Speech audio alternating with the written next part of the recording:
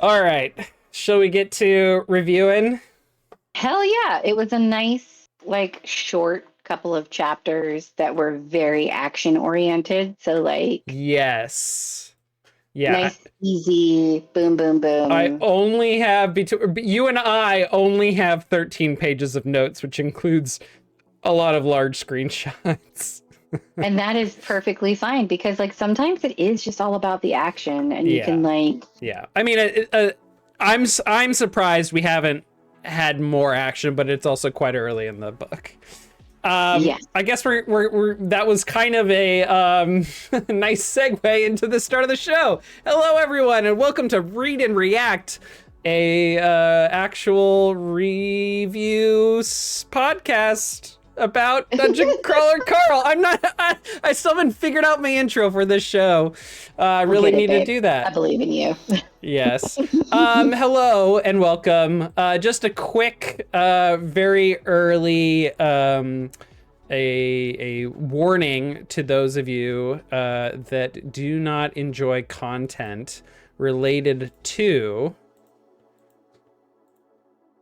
I'm vamping.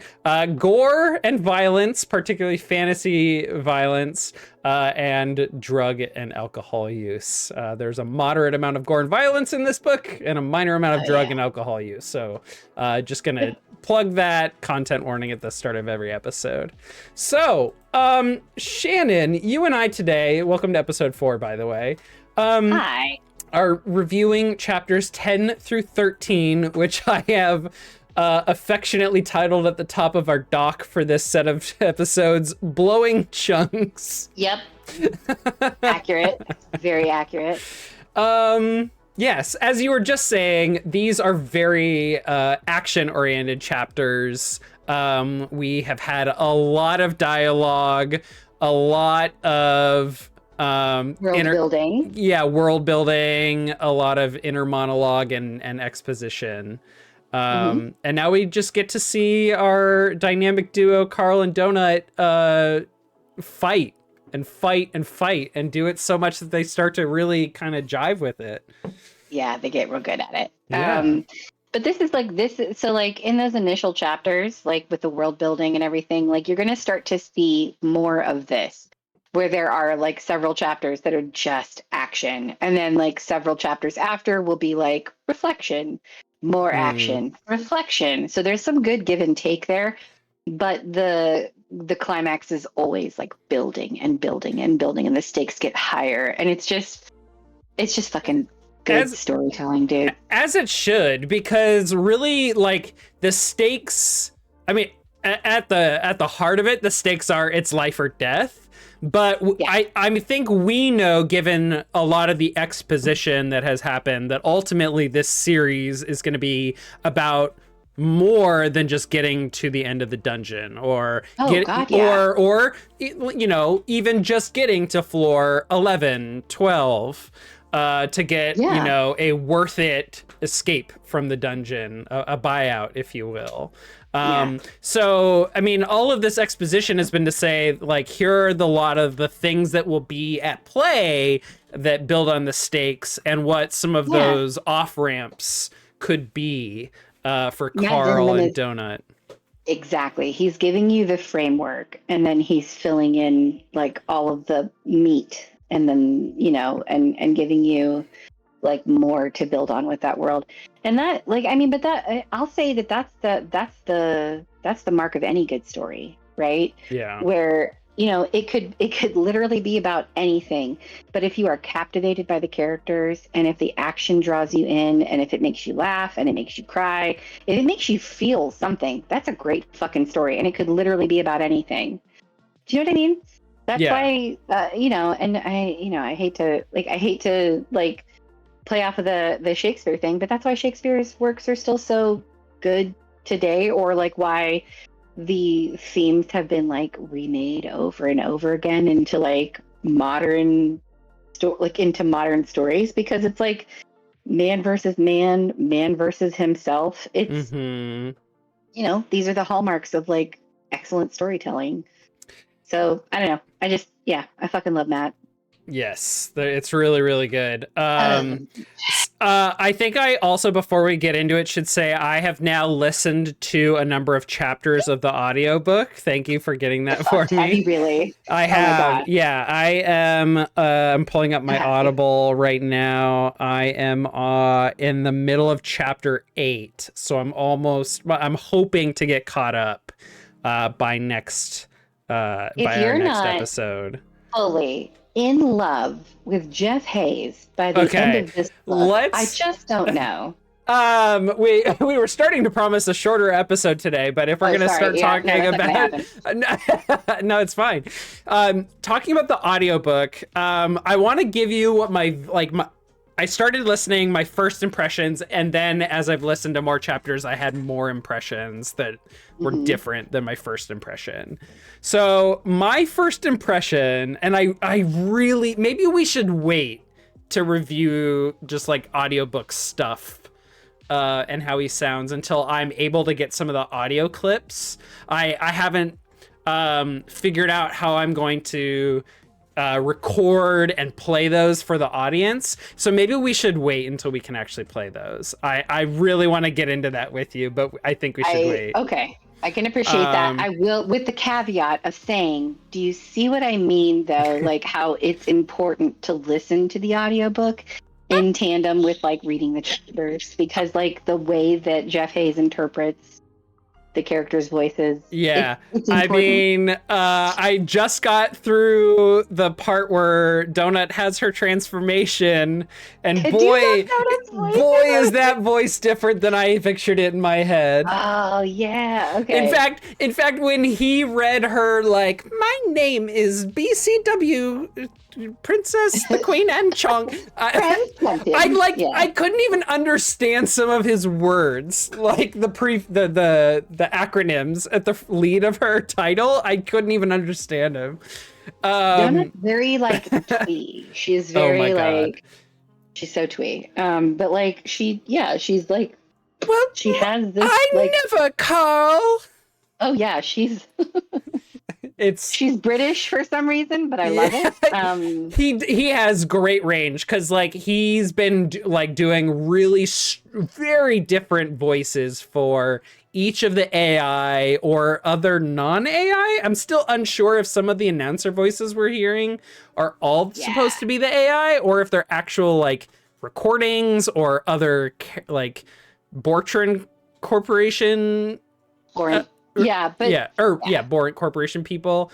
I really don't know, but he does wildly different voices. The Mordecai voice is great.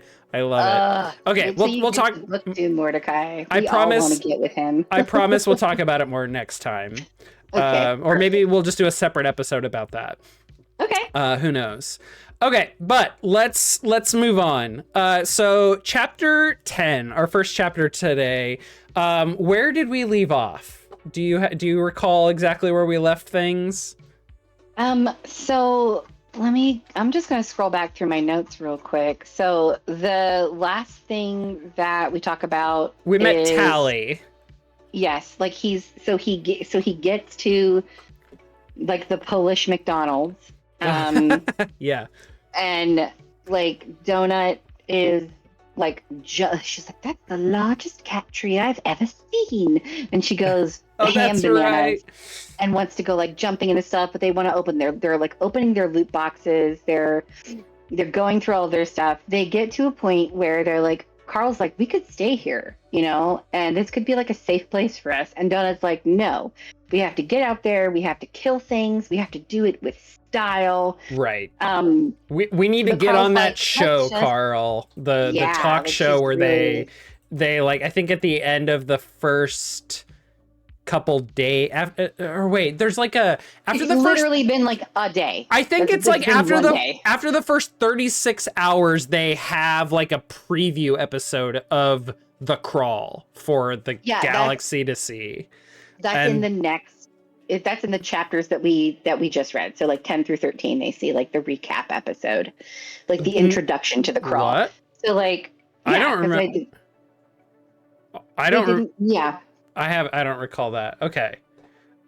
It's there. There's a chapter. I'm pretty sure it's chapter 10 or 11, where they're like it's they.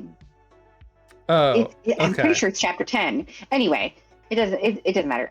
So like at the end of chapter 9, though, what we're doing is like Carl's like, okay, I'm pretty sure there's some mobs around here that we can take out. We can get XP.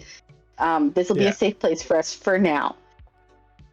Donut's like, okay, cool. So she like agrees to that, and he's like, I think there's like a boss or like a big like something bigger around here that we can There'll take be a out. hive or a nest or something that might have a huge Exactly. payout. So yeah. Okay, so and then they like rent a room and they Correct. have a nice meal, a dinner, and then they turn in. And Exactly. then we get Breakfast and Booms is chapter 10. So Carl sleeps for 10 hours straight. We learn that Donut sleeps like on or like right at the crook of his neck, which I thought was really cute. She insists, like, even though she's a full like person, She's a people. yeah, she is a person. She has her own, deal, wants, needs, her own shame and privacy desires and blah blah blah. Well, maybe not, but she doesn't get her own room. She insists on sleeping in the room with him. Absolutely. Which I'm sure Carl welcomes because he's taking precautions. Even though he knows this is a safe zone, he does not take off any of his gear. He's got his like regenerative shirt. He's got his cloak that makes him immune to cold and poison damage. And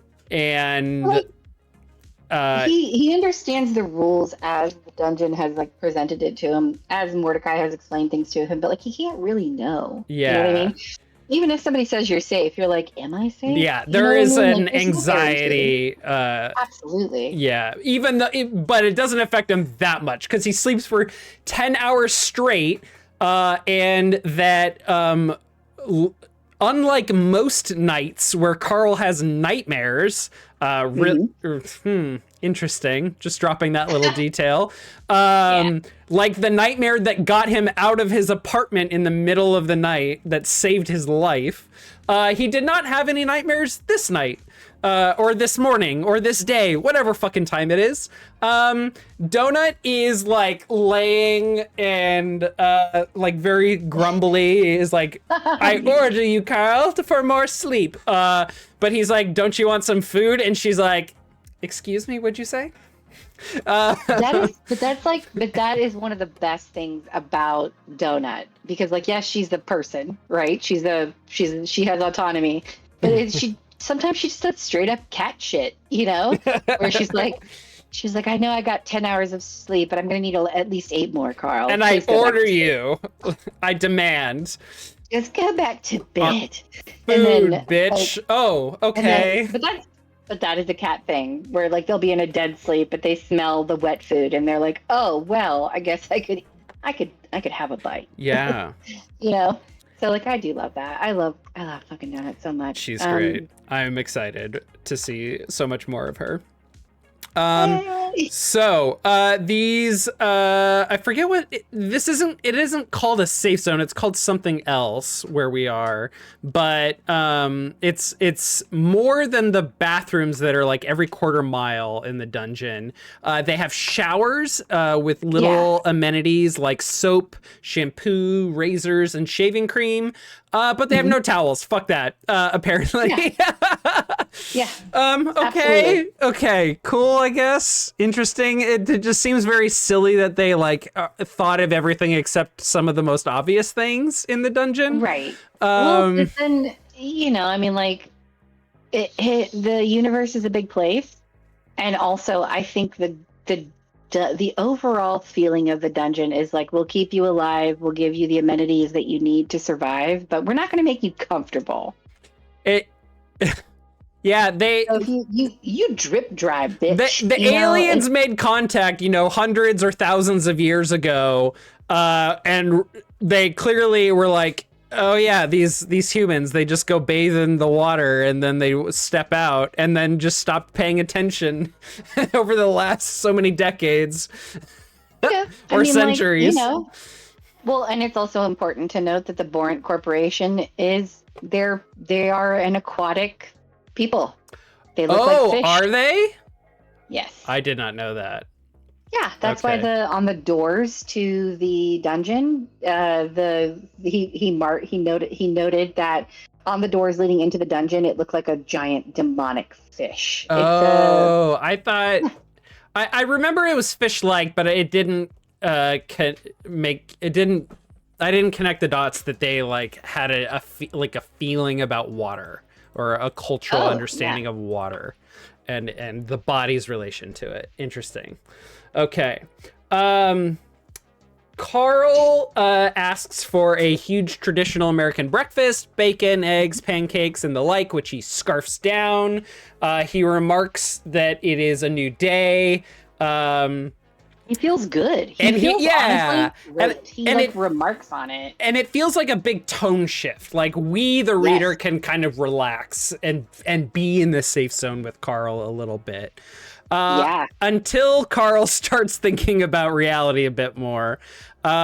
He thinks about the reality of bacon and eggs and where most food comes from, or at least where it did come from, and that would have been big farm where animals were inside, and wonders how people above are surviving without many of their traditional food sources.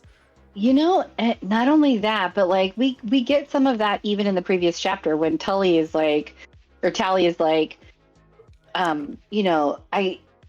it would be goat, but they needed it for a mob on a lower level, right? There's that too. That there's animals there, and sometimes those animals are food, and sometimes they are repurposed as enemies. Right. So. Well, as we've seen, sometimes Borant, just takes a building or a structure and just smashes it down to its atoms. But other times they'll just take the whole thing and slide it underground as is. So it just depends on what they had in mind when they were creating the levels for the game. Yeah, it's very a luck of the draw if you were in a building or if you were a building. Carl once again looks at the monitors that showed a number of facts and figures about the dungeon. We had started with 14 million crawlers or so, and in the 10 hours he slept, despite the fact that 10 million people have died in the last day and a half, in the last 10 hours, only about 174,000 crawlers have died. And that's wild to hear me say, only 174,000 people have died in the last 10 hours. But, it's a lot less, I noticed, than the last time. Because, they got to a point where all of, the truly weak were weeded out. Yeah, those who just probably weren't going to make it. Although I had a thought as I was listening to the audiobook and Carl was talking about the healing properties of the dungeon and how they have accelerated healing, and Mordecai said something to the effect of starvation and sickness don't make for good entertainment. So I wonder if people that entered the dungeon with more life-threatening diseases or illnesses or conditions healed completely. Really an interesting thought, and I hope Matt Dinniman is also thinking about that. It's possible. So what if I entered the dungeon with cancer? Right. I wonder if is the creator just gonna let me die, or are they gonna invest in that healing property enough to whoever gets in here has a fair shot. Anyway, that also begs questions about healthcare in the galaxy out there. Okay, so Carl asks Tally about the safe rooms, if we will see Tally later. They do transfer or move around, or at least the room that you can buy within the safe areas. If you end up, I think, on floor 3 or after floor 3, you can then start to buy your own private space that will move and transfer to any safe zone. Floor. Yeah. Tally actually throws out some advice about getting accessories. He says you should get things like a crafting table early because there are many items and accessories that only level up when you descend a floor. So the earlier you have it, the better and stronger it could be. Great. Thank you for that advice. Tally is a min-maxer, just like Mordecai and everyone else, hoping to see Crawler succeed, but probably limited in what he can say. Absolutely. Yeah. Tally is forthright and helpful with a lot of tips, but he won't answer some specific questions Carl directs at him. And there is this really hard line being drawn between what NPCs can help with and what they cannot. And most are not willing to cross the line. Oh yeah. I mean, they're simply not allowed. Yeah. And many of them probably don't want to jeopardize what little freedom opportunity they have, that they've earned. I know Mordecai is like, he's been doing this for hundreds of years, maybe, it seems like. And he's almost at the end. And he was willing to kind of like offer some extra advice that he probably shouldn't have. It seemed like he shouldn't have. But I'm sure he will only go so far. Because he's almost there. Carl pulls out one of his 10 remaining cigarettes that was in his leather jacket. That is now down to 9. Donut chastises him. While Miss Beatrice and I don't always see eye to eye on certain policy decisions of the household, I must agree with her on this one. Cigarettes are disgusting. That's my attempt to emulate Donut as portrayed by Jeff Hayes, thank you. So yeah, Donut does not like the cigarettes. Oh, she hates it. Yeah. and she very loudly lets Carl know. Yeah. All the time. And I think he puts it away, which is funny because when it was just B's rule, he was willing to smoke inside but just open the window as a compromise, and now with Donut there, he's like, or no, does he smoke it? I think I remember him saying like, well, there's one fewer. Yeah, exactly. No, he definitely does smoke it, and it wasn't so much a compromise. Like, he wasn't allowed to smoke in the apartment at all, but it was that after B he broke up with her, he just smoked in the apartment as much as he possibly could. But he didn't want to, like, choke the cat out, so he would like open a window. Yeah. But yeah, dude, no, he smokes the cigarette, and he's like, well, you don't have, like, I got 9 left. You won't have long to worry about this. He's like fully on board with like, I'm gonna smoke what I have while I have it. I'm gonna die soon. I'm just gonna go out. Yeah. The way I want. Yeah. Yeah. Yes. It's kind of funny how Carl and just people in general, their reverence for life and treating living things with like respect for things that affect their health, like wax and wane with like, well, we're in a life or death situation, who cares? You can talk, smoke if you got him. You can't talk, am I going to respect your health and your autonomy in this moment? And in this moment, Carl doesn't give a fuck. Absolutely. So I think the cigarettes in more way than one are going to really clue us into Carl's emotional and mental state throughout the book. He's not doing well right now, even though he just woke up with 10 hours of sleep because he started thinking about reality. Nobody's doing well right now. Like, I know it's been several weeks in between, like, when we've read these chapters and everything. So to us, it feels like a much longer amount of time. But like for Carl, it's been a day. Look, I've been traumatized and had to compartmentalize before. I feel like there's probably some people in the dungeon, and I'm gonna put this in big air quotes, doing okay. In the immediate sense. Sure. Not in an existential sense. Okay, so Sure.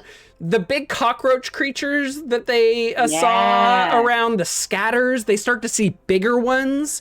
They see large level 4 ones called scatter brood guardians, meaning that they are guards of a brood. Carl is on the nose here. Donut, who is able to recover her magic far more quickly than Carl, will shoot magic missiles at them, and 3 missiles will do about half their health. Donut offers to take a mana potion to like finish it off, but Carl is like, don't waste your items. We may need to keep those and save them for dire situations. This is fine. He tries one of his weapons, either the toad cudgel or the fire poker. They are dog shit. I can't tell if this is because of their level, or it's a weak weapon, or the fact that these creatures might have some sort of weapon resistance. It's unclear, but he discovers that kicking does way more damage than the magic missile. Carl, his weapons and not his weapons, his items and his skill level are just outscaling, I think, how much damage he should be doing at this level. Absolutely. Yeah. Like he grabbed some low level shit off of a low level mob. But since that time, he's gotten like a toe ring that does, significant damage. He's got a smush skill, which the dungeon AI seems to be very fond of. So yeah, like it's just like his skills have surpassed the shit that he picked up when he first walked in. Absolutely. Right. The toad cudgel is garbage. It's meant to be garbage. Yeah, I think it's the toe ring of Splatter Skunk that is giving him like a multiplier. Like his level, his damage is multiplied by his level when he attacks without a weapon. And he has pretty high strength, a really high skill level, and then it's getting multiplied by his level. Which is crazy because Donut, with her fucking insane, like, I don't even know, she's so strong. 20 intelligence, or 15, 16 intelligence at this point. Her magic missiles aren't even doing as much as his kicks are doing. Which is pretty impressive because her stats are way better than his. Yes, but she also she's not interested in training those skills up at this point. Yeah. Because she still sees Carl as her protector. She still sees Carl as like her caretaker. And she's like, I might be stronger than you, but I'm still going to need you to go kill that bug. Yeah. Yeah. Carl, as he splatters these brood guardians and other scatters, is just getting showered. He has just showered, but he's getting absolutely covered in goo, bug bits, because of the design of these things, like exploding with more blood and guts than they're physically possible of having. Yeah. It's like a bigger on the inside balloon full of Nickelodeon goo. Roach viscera, absolutely. You're right, which they also determine is an item that they can use for alchemy later. And they might poke at that a little bit while they are taking the time for their mana to refill. I don't remember if it says how long it takes Donut to get her full mana back, but they're playing cautious and talking through a retreat plan just in case. And I think as this was happening and how they're waiting and taking time to restore mana, I start thinking, and maybe they're not thinking about this, they're more focused on playing it safe. I'm already thinking about the economics of time and their resources. Like, they could be using their mana pots to refill their mana and just keep hauling ass and going, farm XP as fast and hard as they can, but no, they're taking their time. They're waiting for full resources before moving. They're taking the time to talk through, like, okay, if we run into something that's too much, here is our retreat plan. We head back this way, this way, this way, then we get back to the safe zone. Donut reminds Carl that safe area doors won't open if the monsters are around, but Carl's like, don't worry, we are fast. Donut says, "Yes, we are, Carl. I'm faster than you are," which is a very foreshadowing. I don't have to outrun the bear. Yeah, I just have to outrun you. yeah, which is a very ominous portent that Donut is sharing with us. Yes, absolutely. But yeah, I think we see that at this point because, and it's only been a day. They've only had these like quote unquote abilities for a few hours, so they're making plans with each other at this point. Yeah. To like, if something happens, this is what we're going to do. We should be at full health and full mana before we attempt this new thing. Right. But like, again, a day. Yeah. It'll change. It will, like, as they become more comfortable and as they become stronger, that'll change. But this is just like, these are the conversations that you have with yourself and with your partner before you know your partner. Yeah.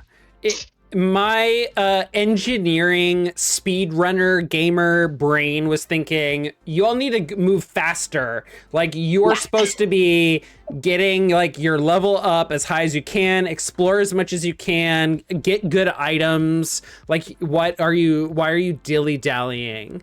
But then the like team leader and organizer and project manager in me realized it's actually, by the end of this chapter, I realized what the value of this is, like the real value, not just the like, let's play it safe and make sure we don't die on floor 1, but they're like developing a system.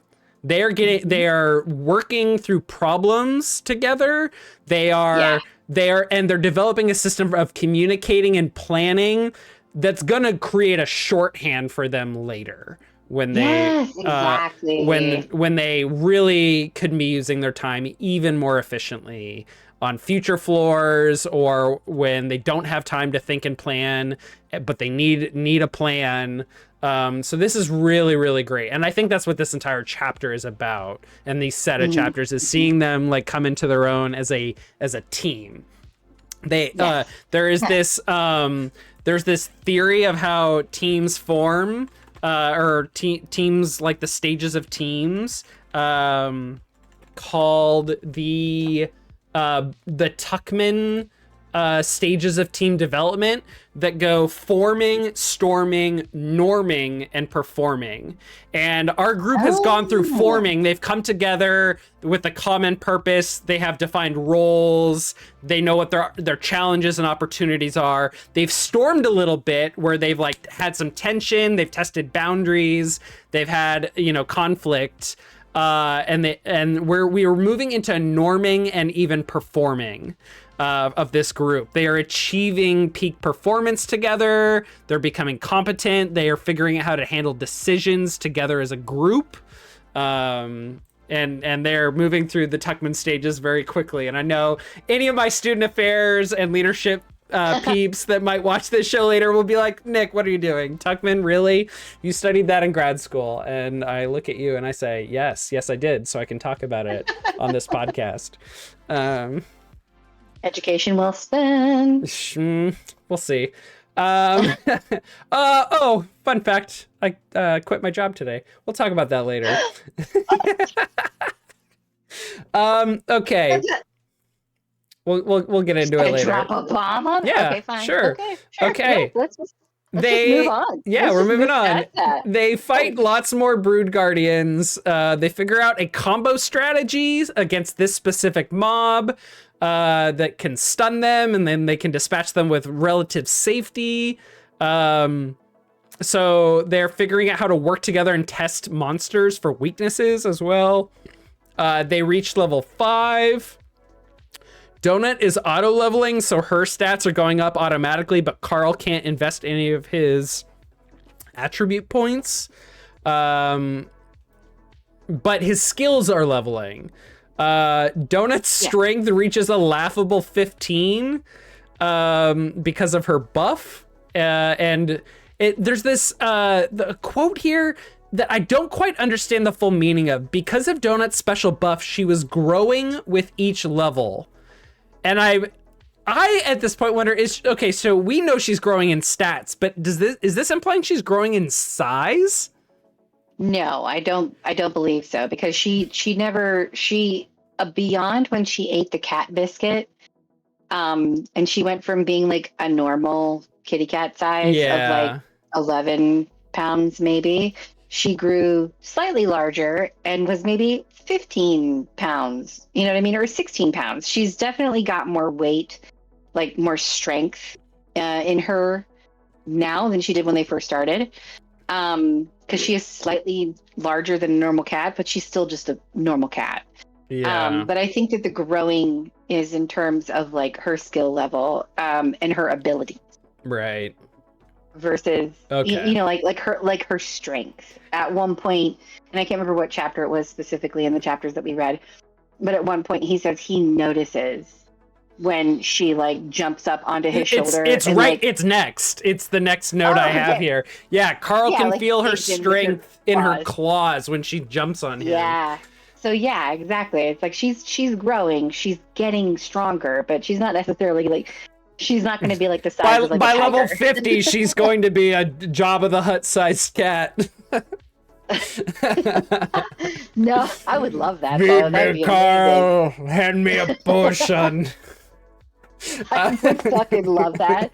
But no, sadly no. She's not getting like more enormous, but she is Yeah. So when Carl feels her weight as she jumps on his shoulder and he's like really noticing her like kind of knock into him, granted he's pretty strong too. right. He's like, "Hey, like, do you have a melee attack?" And she's like, "Yes, I have a level 4 slice attack and back claw skill." And Carl's like, "Great. So, hey, by the way, when you run out of magic, why don't you just like use those? Use your claws instead of just being useless." And she does not respond. She's like, I think she does respond, and she's just like, I've never done that before. Oh, I'm yeah, not she okay with does. it. She's like, Yeah. I'm just not okay with that. I've never done something like that before. I've never like attacked another person Mm, beyond Carl when he tried to like give her a bath. yeah. That's Fair. it. You know, like, but yeah, she's never like attacked another person with the intent to kill. Uh, So like she's very uncomfortable with it, which is why like, you know, when she's yeah. like you can kill them. You got this, buddy. Carl is still very much her Right. protector. Like My if somebody gets claws into the house. are a Yeah. means of setting a boundary with someone who is starting to cross a line. They're not a form of 100% like self-defense. No. combat.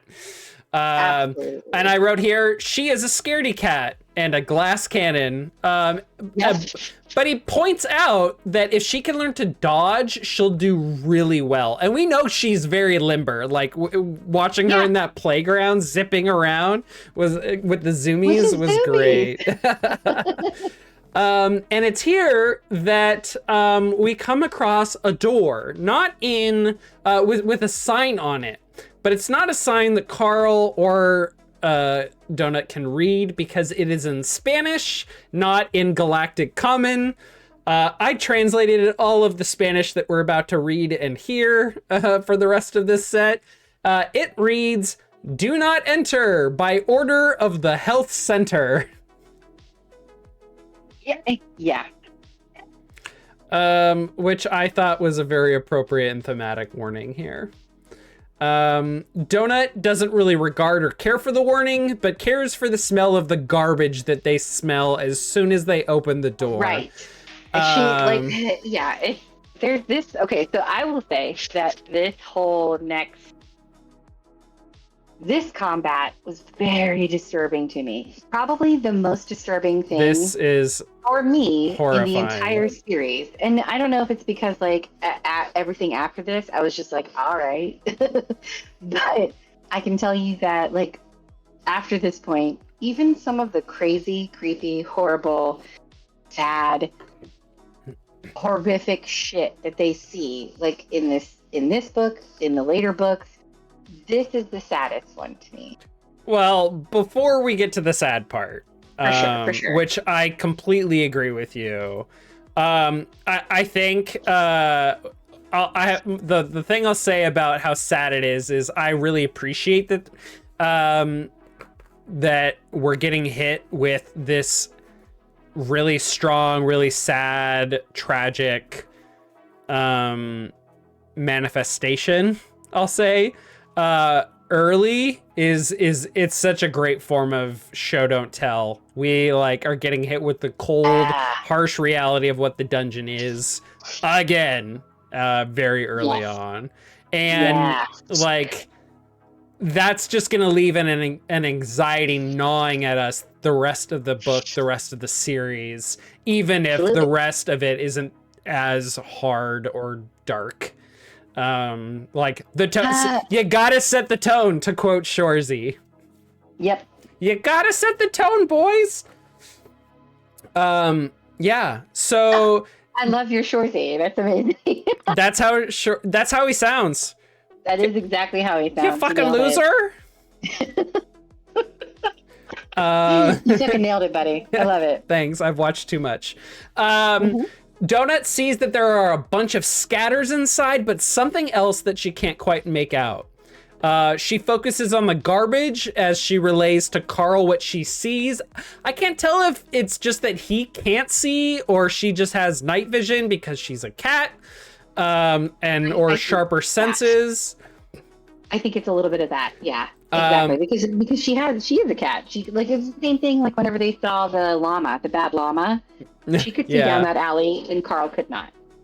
They're just inherent racial traits that she has that Carl will never. Right.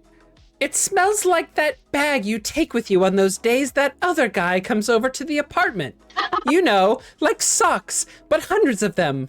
I don't see anything else. Light a torch and throw it in there. Wait, what? I said. Are you talking about my gym bag? Some guy was coming over to the apartment when I was at the gym? Focus, Carl, light a torch. Actually, I said, I have a better idea. I couldn't believe it. Actually, I could believe it. It was my own fault. I should have broken up with her long ago. I feel like an idiot. I also suddenly felt very reckless. I love this. This is such a short, huge development, a huge tense moment, and a huge emotional shift for Carl as he's about to make some bad decisions, because he says next, get ready to run, I said, as I pulled out the stick of goblin dynamite. The right item to pull out when you're feeling reckless. Absolutely. You know what I mean? Like you find out that your like longtime girlfriend like was having a dude over every time you went to the gym. You're gonna want to blow some shit up. Not only that, but just the casuality that Donut treats that information, where she just drops that bomb, that dynamite, so to speak, and it's just like, focus up, Carl. We have no time for anything else. Do your job. Yeah, exactly. But that's the thing. Like for Donut, it is common. It was something that she saw day in and day out forever, and she takes it as rote. And I think what really, maybe not what does it for me, but what I would imagine does it for a lot of readers of this book, you know, that are going to be your stereotypical people that are really into tabletop games and role-playing games. The punchline of this scene isn't the emotional depth that we're about, that is being shown to us with Carl and his relationship with Bee and how complex it was and how much I want to get into that.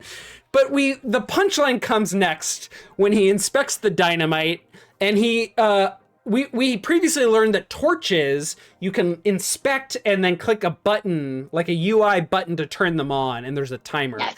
The dynamite has no such interaction. He has to light it. So as he inspects the dynamite, we learn this information that there is no button. But as he inspects it, as with every item, and I didn't realize this until I heard the book, that every time you inspect something, the game show or AI voice reads the tooltip. It says the game show voice whispered the description. That's a nice little goblin. Goblin dynamite. This stuff is especially volatile. It's so volatile, you probably don't even need to light the wick to set it off. It's so volatile, even loud noises might set it off. Keep it in your inventory until you're ready to use it. Be gentle and don't squeeze too hard, or else you might get the AI didn't speak for 2 good seconds. Boom! The AI shouted the last word in my head, and I almost pissed myself. I stood still for several moments, my heart thrashing. You are a fucking asshole, I whispered up in the air. Yes, absolutely. This is the punchline we get, is like the interaction with the game and the design. Yes. This is one of my favorite moments in these early chapters, because this is like, we've seen a little bit of the personality of the AI, which is very like game show hosty. Yeah. To start, like it's very much like like a pre-programmed setting, right? But like this feels like it has more personality at this point, as it's been observing people over the last 24 hours that they've been in the dungeon. You know what I mean? It's very like it's growing. It's developing a sense of humor. And it's whispering like he's fucking Steve Irwin, like sneaking up on a gator, and then he screams in Carl's ear and like makes him piss his pants. I love the AI so much. Yeah, I can't tell if the AI has its own personality or if it's just been programmed to like be funny, be entertaining, be like try and like fuck with the players. Like I don't know what it's been programmed to prioritize, but it's clearly working. It's clearly a mechanism for Matt Dinniman to just like keep the humor at the forefront and what you're left with and being the punchline, like not emotional punchlines, but a lot of just like lightening the mood at the end of his character development, his conflict development, the stakes being raised. And I think that's what really works in this scene is like we get this. She brought someone over every time I went to the gym, and then the AI just takes that opportunity to. It's like the stakes are, we have this trash room with this Spanish sign, which is just a reminder that, real things have been taken from the real world and put here. We don't know what it says unless we know Spanish or look it up like I chose to do. There's a lot of scatters. This must be the thing Carl was looking for. There's a guy cheating on you. Let's deal with it. But I also can't see what is going on besides the scatters.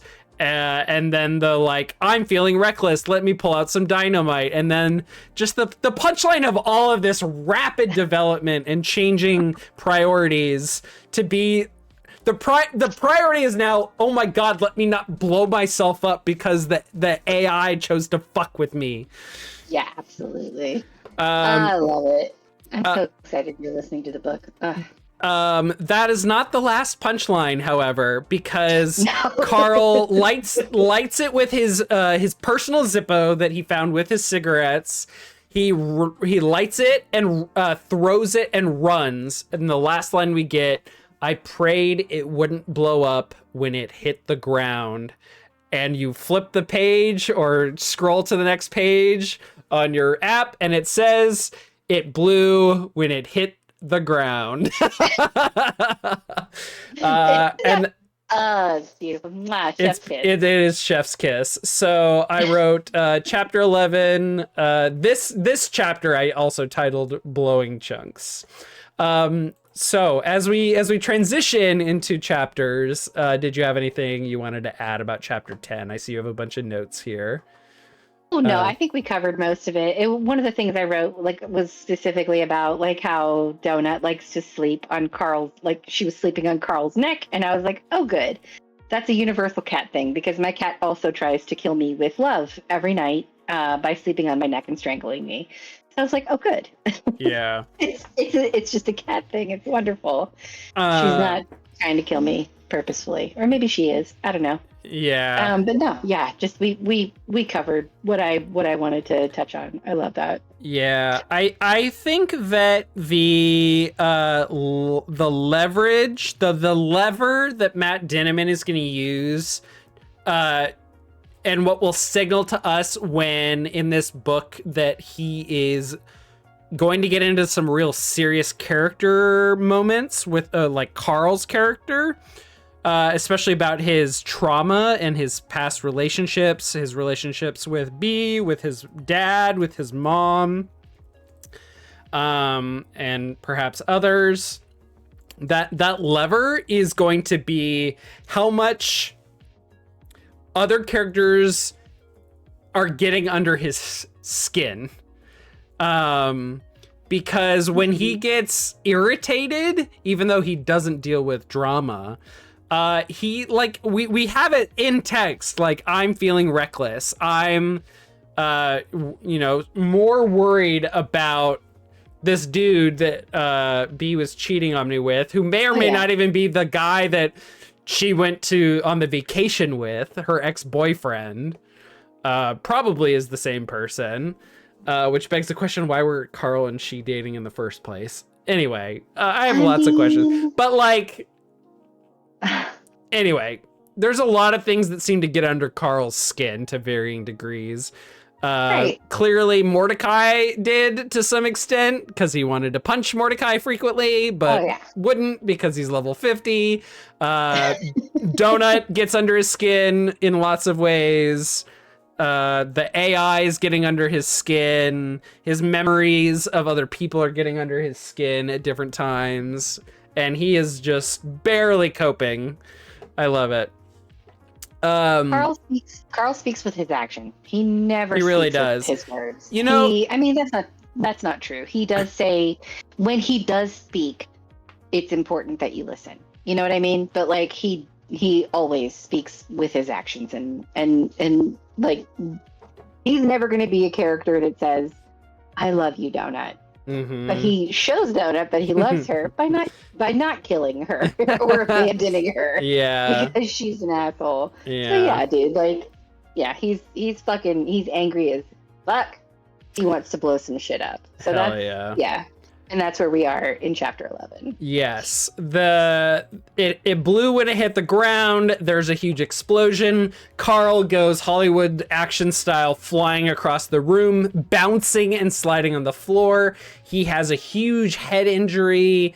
There's blood. His vision flashes red. I wonder, like, is his UI just flashing and his eyes are covered in blood?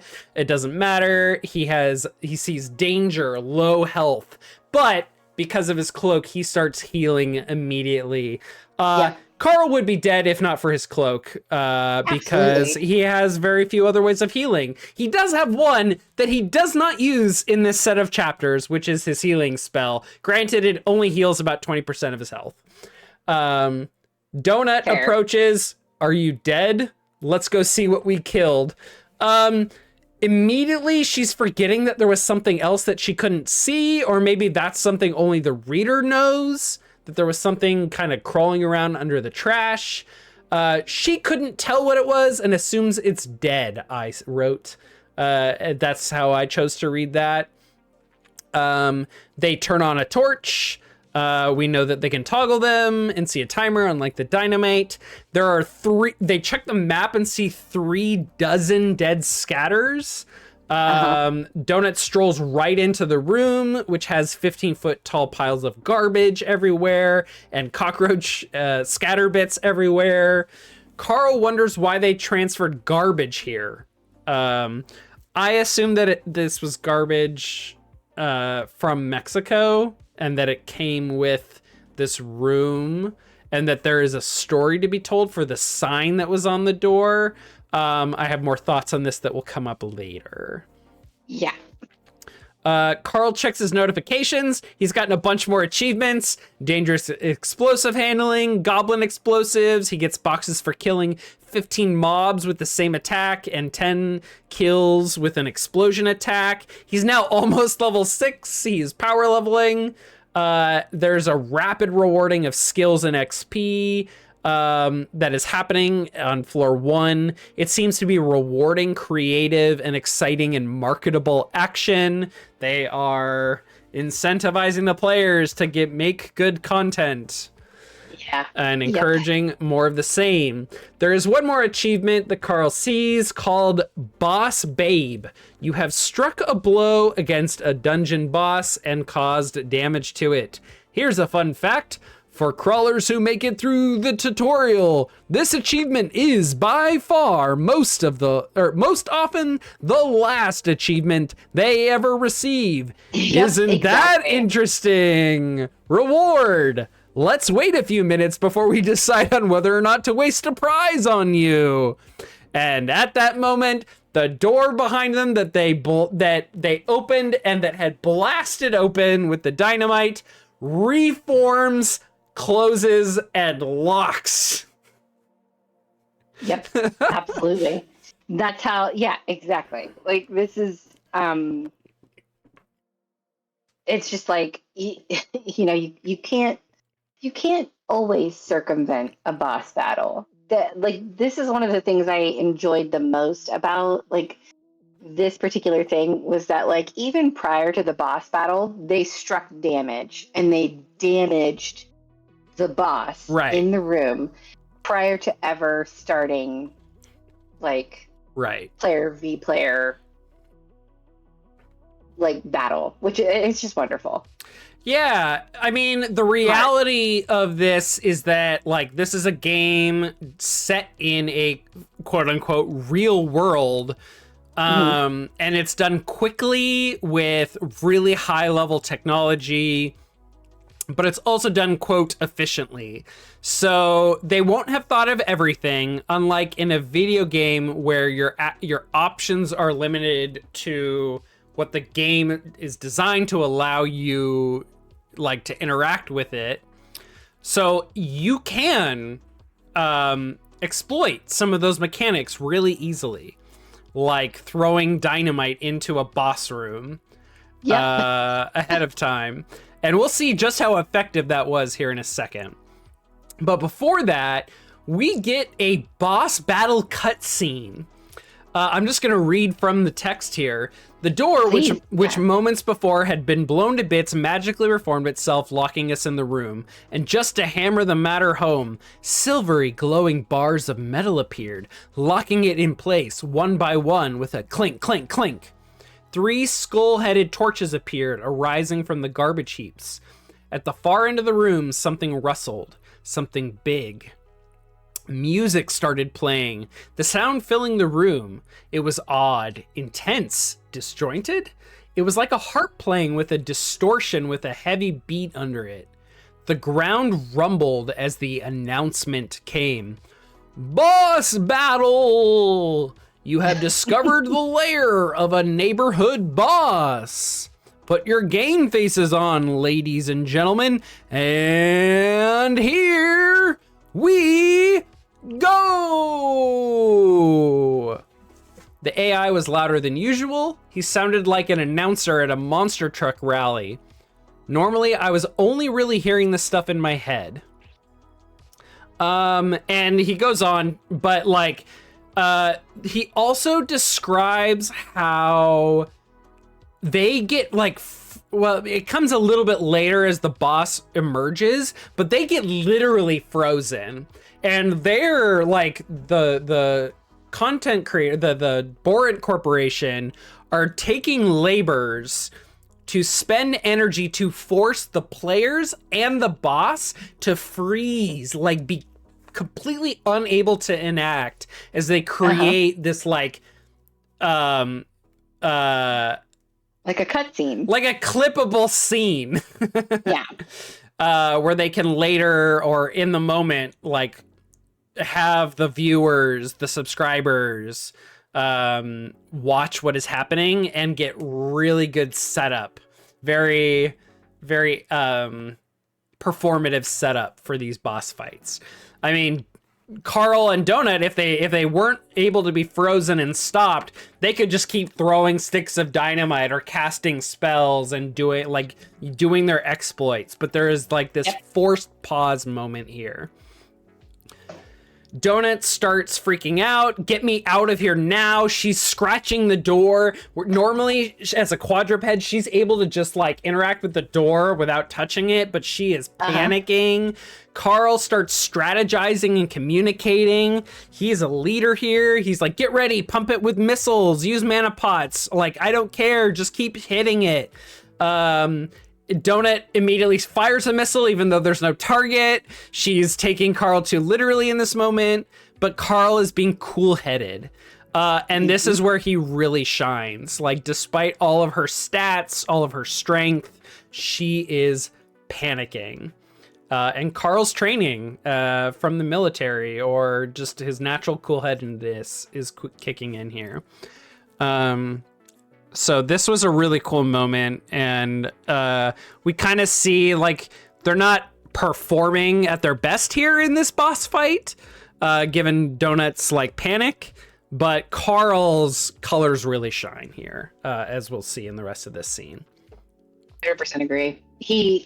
This was like, Carl is like, I know that we have seconds to react. Yeah. You know, we have to get ourselves ready. We have to be ready. Donut is like, I'm just a fucking cat. Yeah. Get me out of here. I'm not meant for this. So yeah. Yeah. I mean, Carl immediately is, maybe it's because he suffered a concussion to the head from the dynamite, but like he's no longer thinking about B. He is like, his health is critical, but he's still focused. He's not panicking, even though he's the one probably in the most danger right now of being killed. Arguably, given where his health stat is at. Yeah. I think a nice detail though to know, like from what you read, where they're all frozen, the only thing that is still in motion is his mind. So when these cutscenes happen, they're able to identify their enemy. They can assess, what kind of a threat they are. Take like mental stock, even if they can't access their menus at that point. They can say, okay, this is a boss that I'm gonna attack with this kind of attack, like in those moments where the boss is being like introduced to them with the cutscene. Yeah. So like they can start. They're still able to think. They're still conscious while it's happening. So like I really love that detail. And that actually probably should have helped Donut more than anyone. I mean, clearly Carl is already thinking clearly and level-headed as much as he can in this moment. But I'm just thinking of other crawlers who are like in a boss situation or panicking. At least they're getting a couple free seconds here. Absolutely, yeah. Yeah. Like So, this might help others more than it helps Carl, but it's still great for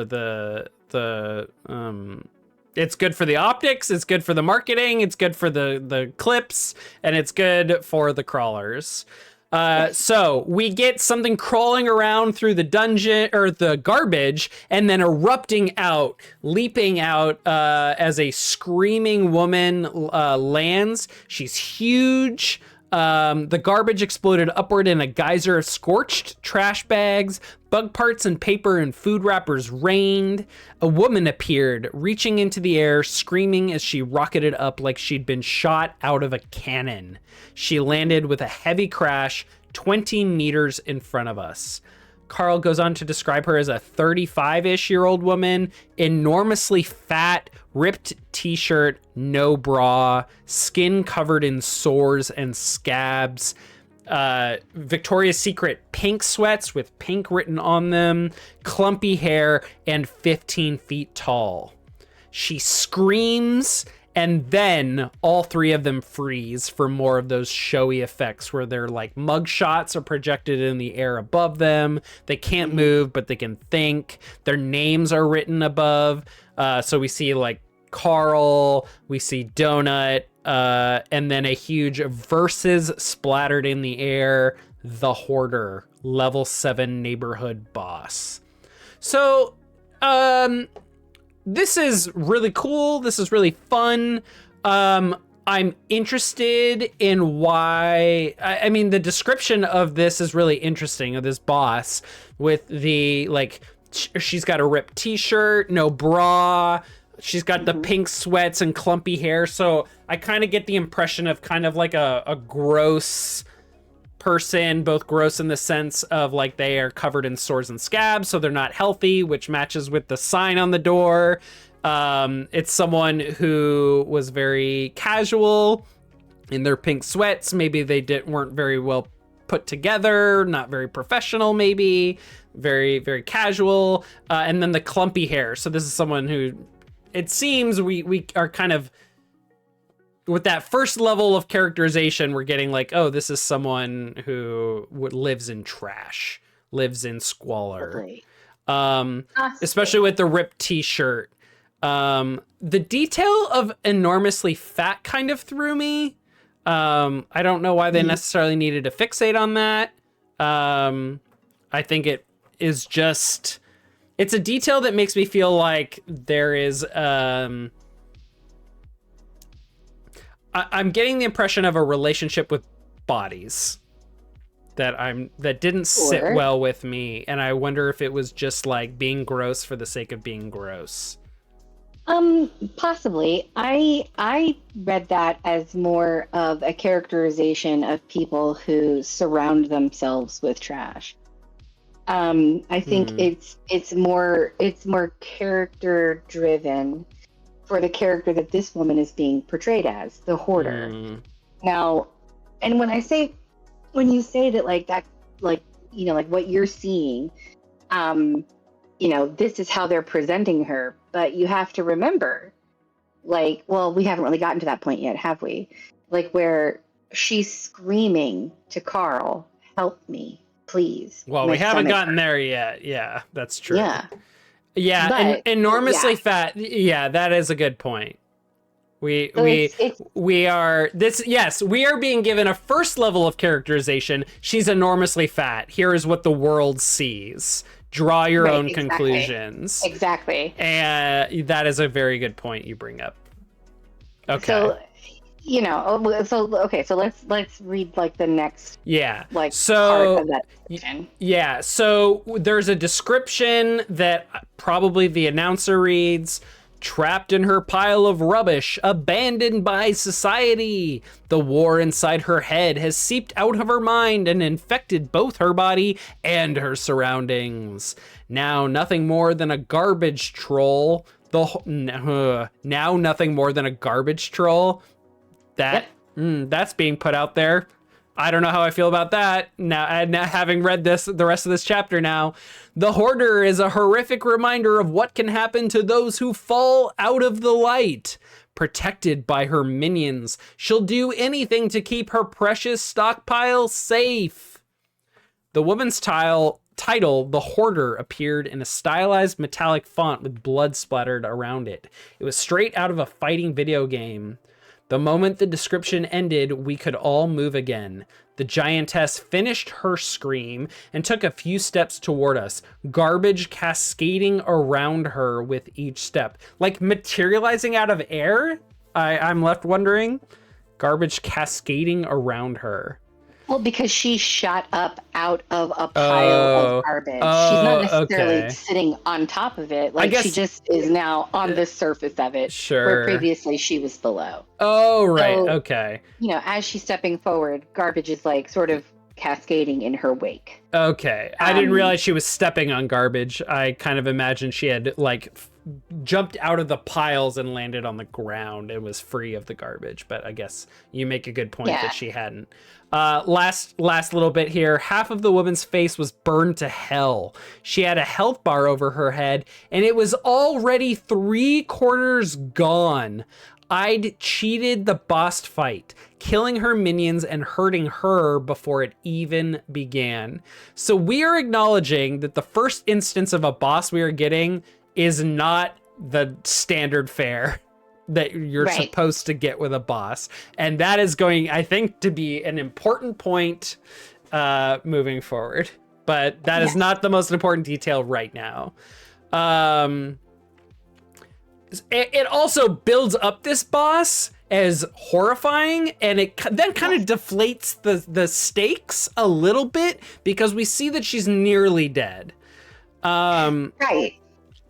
Like, she was not at full health whenever this boss battle started. They threw the dynamite in there. It fucked her up a little bit. Right. She's... Yeah. So I think because we, like, Carl got to cheat this, really what we're meant to take away from this scene is, like, here's what a boss fight is supposed to be about. But it also allows some other things to really land really hard. That the stakes aren't just about fighting really hard to fight bosses and what it takes to defeat them, because this scene is not about that. It is about the horror of how bosses are made sometimes, or other parts of the dungeon. Yep. Yeah. Because she starts talking and Carl doesn't understand her. So the true horror comes from understanding Spanish or translating. The boss says, "Help me, please." She cried in a scared and terrified yet deep and beefy voice. "I don't know what's happening. My stomach hurts. I don't know where I am. Please, I'm scared." And because Carl doesn't understand her, he cannot empathize with her in the way that she needs him to in this moment. And the way that we, a reader who has translated this, can. Ayúdame, por favor. He's still empathizing with her, though, because, like, as she's speaking to him, she sounds terrified as she's speaking to him. Yeah. He's like, oh my God, it's a person. We should help her. That's like his first instinct. Uh-huh. Well, you know who won't humanize her and empathize with her? Donut. Shit. I think she's a person, I said. Like, she was in her house when it happened and they turned her into this thing. We should help her. She was in her house when the change happened and she lived. But arguably she would have been better off dying immediately. "We should help her," Carl says. "Yeah, that'll be a no," Donut said. She shot a magic missile at the woman, who staggered as it exploded against her chest. The tattered remains of the woman's filthy t-shirt burned away, revealing pendulous, stretch-marked breasts that fell over a sagging, equally marred stomach. Mm-hmm. Her health barely nudged. Oh, this writing. You're making a really good point that the true horror is slowly being peeled apart. But again, that last sentence, the thing that we are focused on, her health bar, we're not being clued into entirely what is actually happening to this woman with her, she's, what did it say? Horrifically, enormously fat, her marred stomach. We're being given clues, but because of our reading and the last note we're left with, her health bar, we're not fixating on the right thing. So what makes, okay, so I'm going to ask you this. What makes you think that this is what she was like in life? Like this, the characterization of like what she looks like in the game, it's just window dressing. Yes. It's icing on a body horror cake. You know what I mean? Like, if you imagine giant breasts, I think the addition of stretch marks on those breasts that's good adjective. That's a good adjective. If you're imagining an enormously fat woman, she's going to have stretch marks on her stomach. Her boobs are going to hang over her stomach. But like at the same time, the things that she's saying in Spanish, that we can't understand because we don't speak Spanish, but and neither does Carl. She's like, my stomach hurts. Maybe she's enormously fat because of what's in her stomach. Maybe this is just a character that the AI created for her, but like because the crawl started early, as we've already previously established, some things weren't completely finished, right? Maybe she was plucked from her bed and they slammed this persona onto her, but she, who she is or who she was before this happened, is still there. Yeah. Right? This is the first boss on the first floor. Yeah. It's early days. So like, I don't know, like I think you make really good points that obviously you have a lot more context for, and the true horror probably won't be revealed to me until later about like the reality of like, is this an act? Is this who she really is that's saying these things? Is it? I'll be honest, we're not. That's not stuff like that. Isn't really necessarily revealed. Honestly, as the books go on, as you encounter more of these kinds of characters, it's not necessarily revealed. But like you have to, like you begin to think of it from the perspective of like, if I were in my bed, and I were recycled, and I was put into the game as a boss or a mob, and they needed me to fit a specific story that they had already had in mind. Yeah. Well, is that who I am? I think things that we can assume as true are like the sores on her body are hers. She is in her home that has the sign like do not enter by the order of the health authority. Like she is ill. Like whatever she was not healthy. And she was probably on the margins of society. So that's probably why she's got a lot of trash in her house, because she was very isolated. I think of really low society places like your Tijuana, where like what other choice is she gonna have? What other resources is this person gonna have access to? And I'm also, but is this what I guess I don't know, right? Like that, and this is where it comes like for me, like are those sores? Did she already have those sores?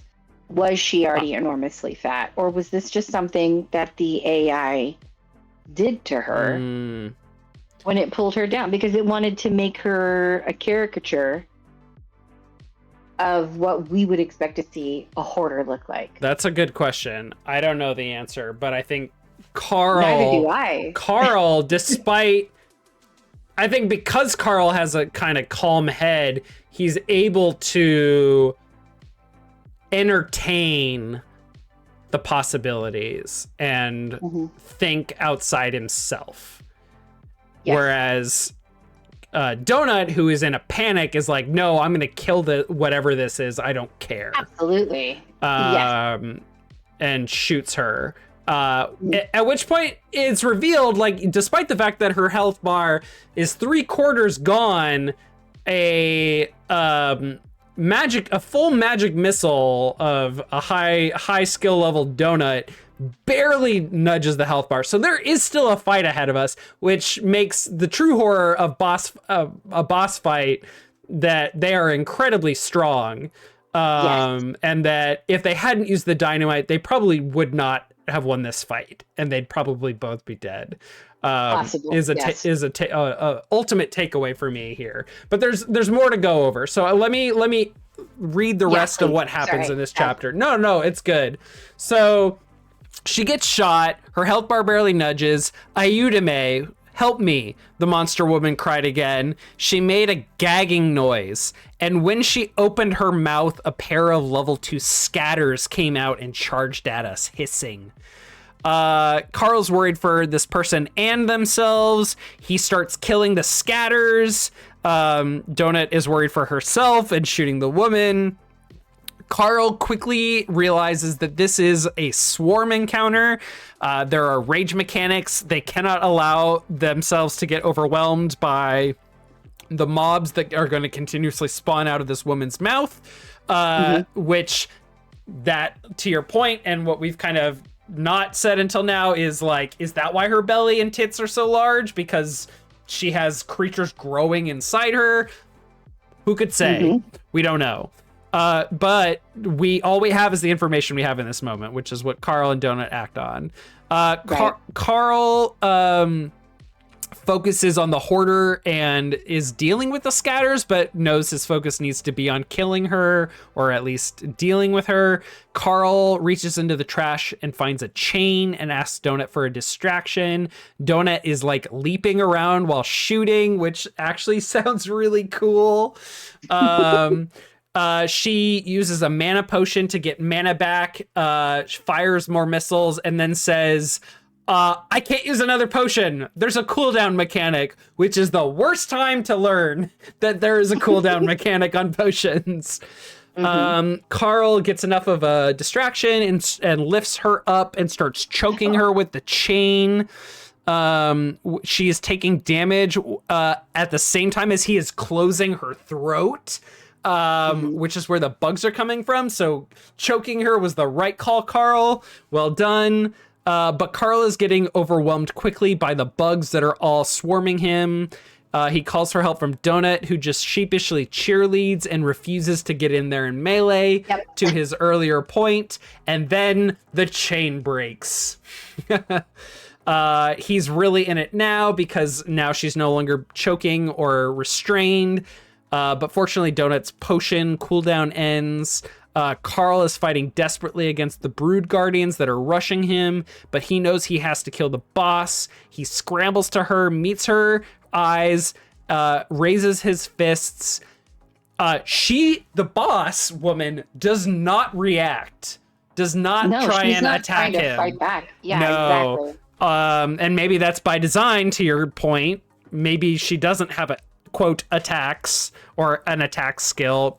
Or maybe she just is a woman trapped in this situation. She simply says, again in Spanish, "I'm sorry if I was a bad person. I didn't want my daughter to get sick. I don't want to be in hell. Please, please send me to Jesus." And then Carl beats her face for a minute, damaging himself as he goes, because as a reminder, he still hasn't figured out how not to hurt himself as he punches, until she dies. Everything freezes again, and the announcer declares that the royal court of Princess Donut is the winner. Their mugshots and in big bold letters, "winner," are in the air. All of the scatters die immediately. The door opens and Carl almost throws up his breakfast. Yep. Wow. This was one of the most upsetting chapters and fights I'd ever read up till this point, because like, okay, just extrapolating and going from like what we know.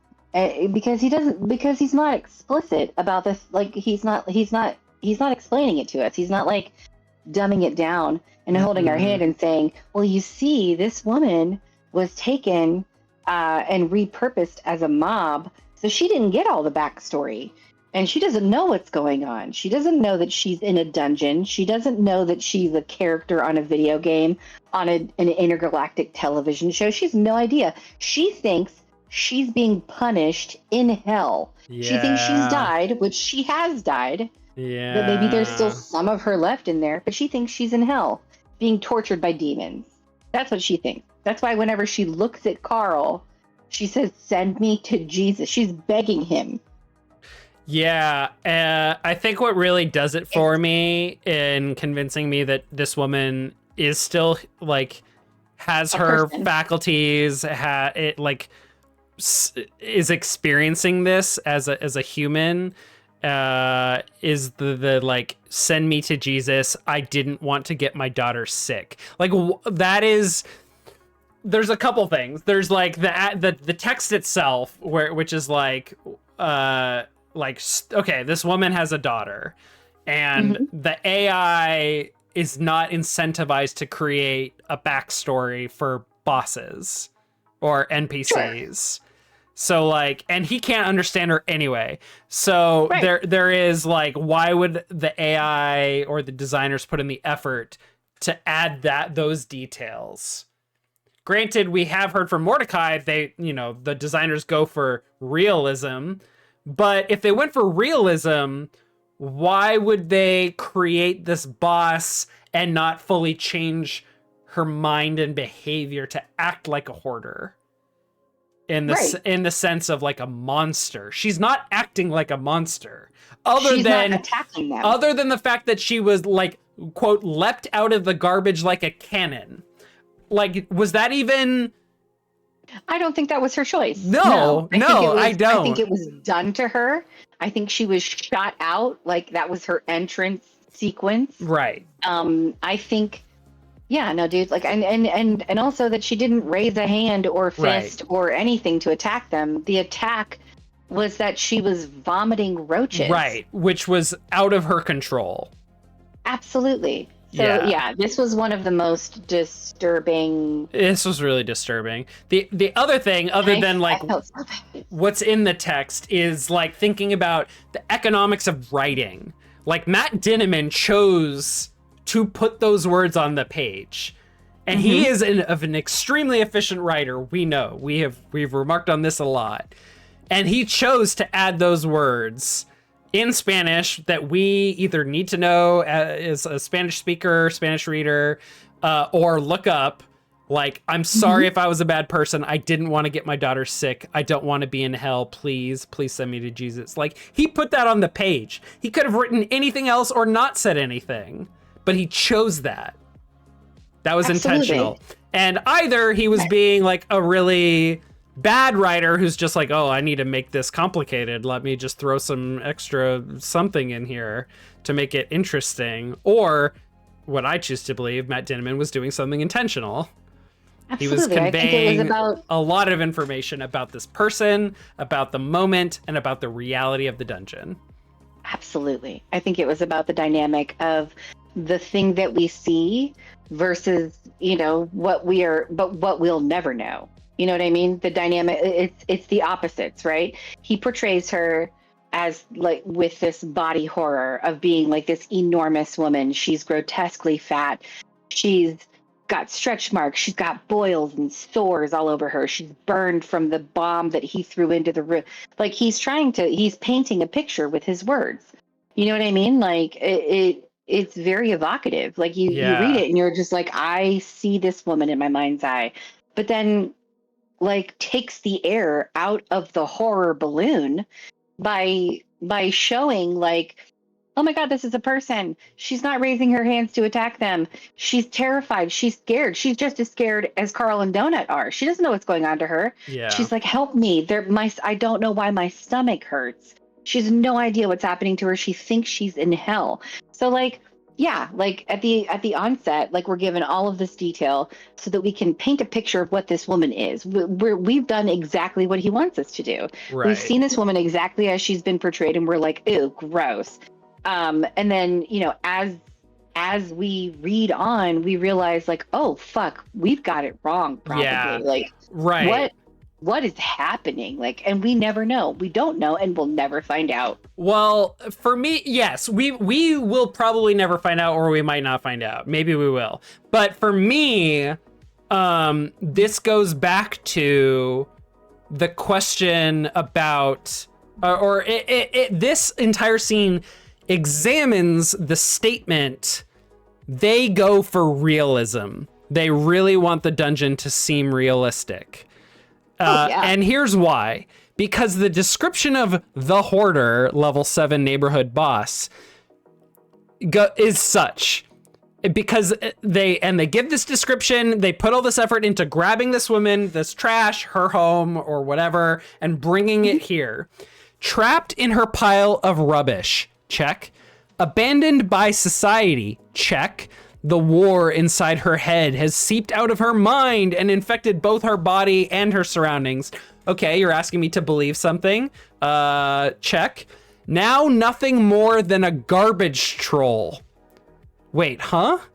The Hoarder is a horrific reminder of what can happen to those who fall out of the light.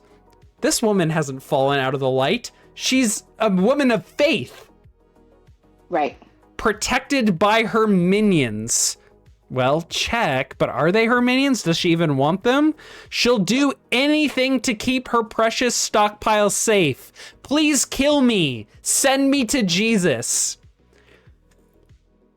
Well, and this is a great example of how the AI will describe things cartoonishly in an entertaining way, over the top, like with lots of hyperbole, but it doesn't necessarily reflect the reality of the situation. No, it doesn't. And that's my point, is it's calling into question the, like, they really go for realism.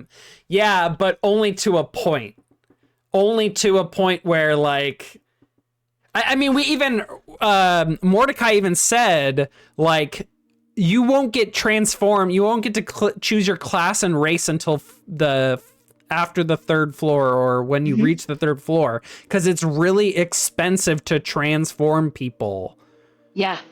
It takes a lot of resources. So, like, it seems really cheap what they've done on the first floor, which again won't be advertised very widely. Like, people can't even subscribe and follow individual crawlers right now. So why would they invest in getting every detail right here when they can just like it's going to be a 30-second clip of Carl fighting this woman? Exactly, because what people are going to see is probably like the description as the AI has presented it to Carl and Donut. Like, they're seeing what they see, but they're not in this moment with them. You know what I mean? Because you're absolutely right. Nobody's subscribing right now.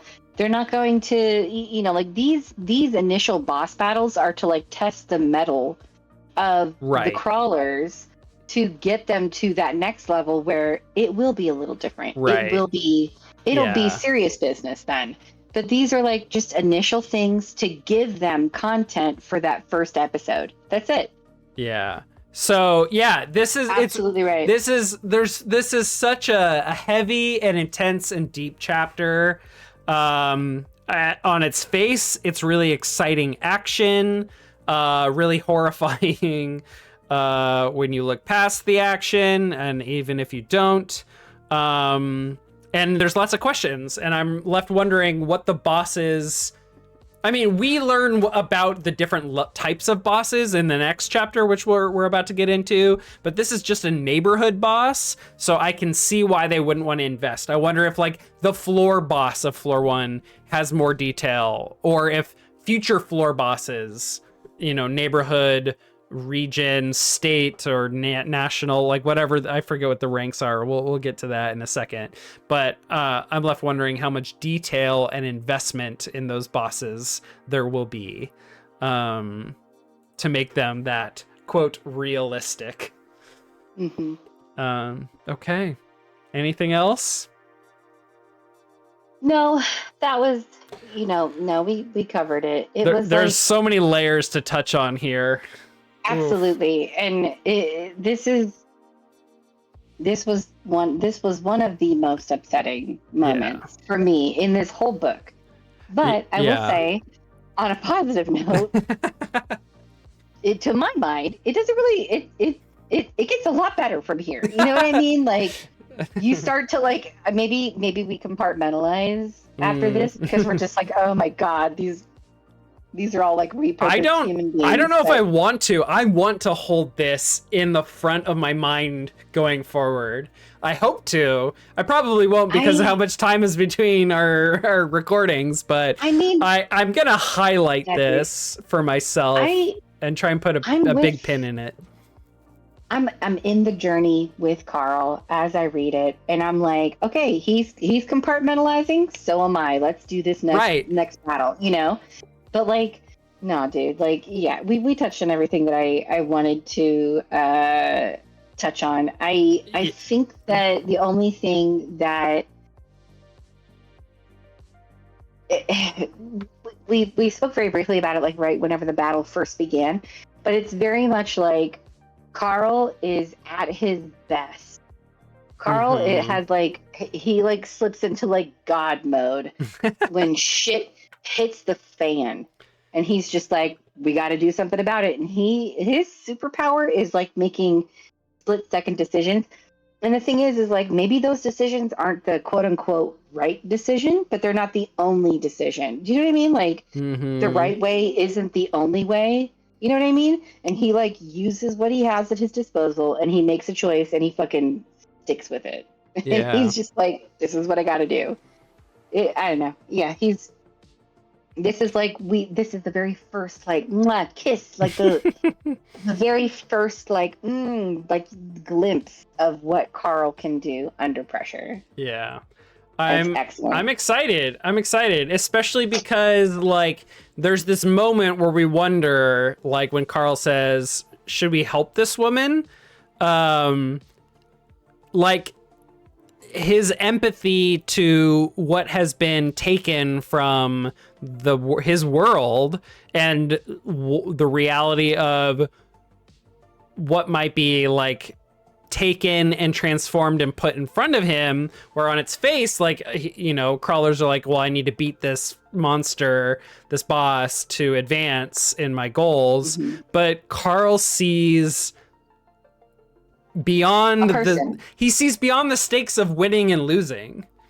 Yes. He sees the pain, he sees the suffering of others in front of him, both his ally and her fears, but also the fear and torment and suffering of his enemies, quote unquote enemies.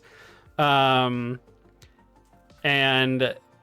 obviously we didn't get to explore that for more than a moment because Donut says, yeah, that's a no.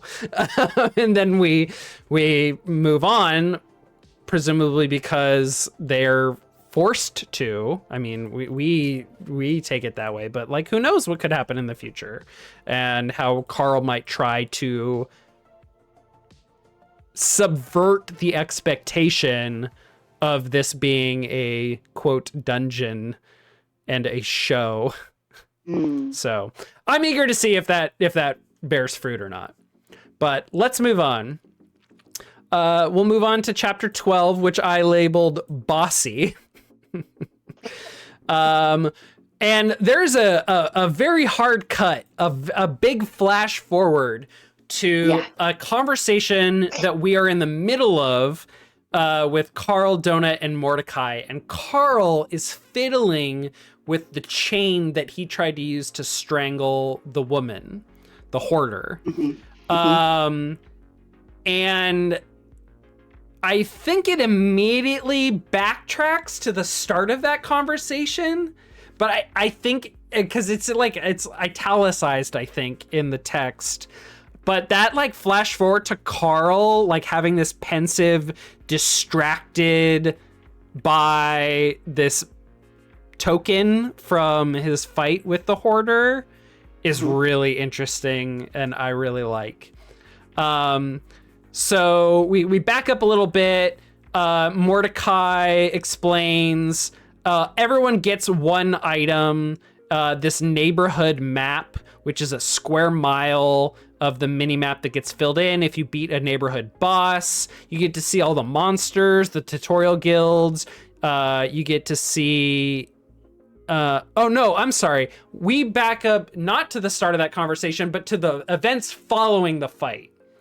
They both get the neighborhood map from the hoarder's body, which lets them see the monsters, the guilds. They get to see each other. They also see another dead crawler. Yes. And Donut immediately says, "Let's loot that body." Yep. Loot that body. Yeah. Here is where I can play something that both you and the listener will see or will hear. Oh, I don't have loot that body. That's a natural 20. Fucking go. Oh. Loot that body.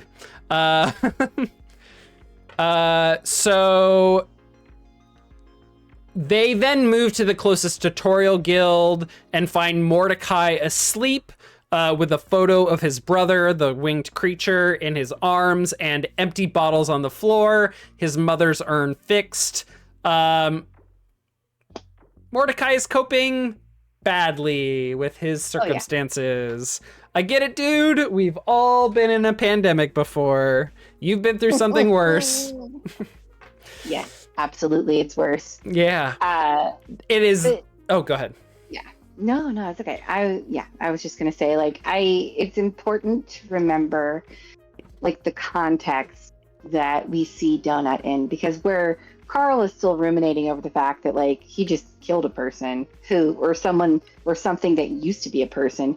Donut gained sentience in the dungeon. She's only known life as this game, this life that she's living now. She remembers, like, the before 4 times, but she's very much in that mindset of, like, okay, cool, let's get that loot, let's read that spell, let's level up, I gotta get on that show. Like, she understands the dungeon in a way that Carl doesn't even. She understands the assignment when she's not busy taking an impromptu pop quiz. Oh, yeah. Yes. She can do homework, but she's not good at tests and test taking. Donut very much understands the assignment. Like, that is, she's like, I'm fucking in. Let's go get that loot.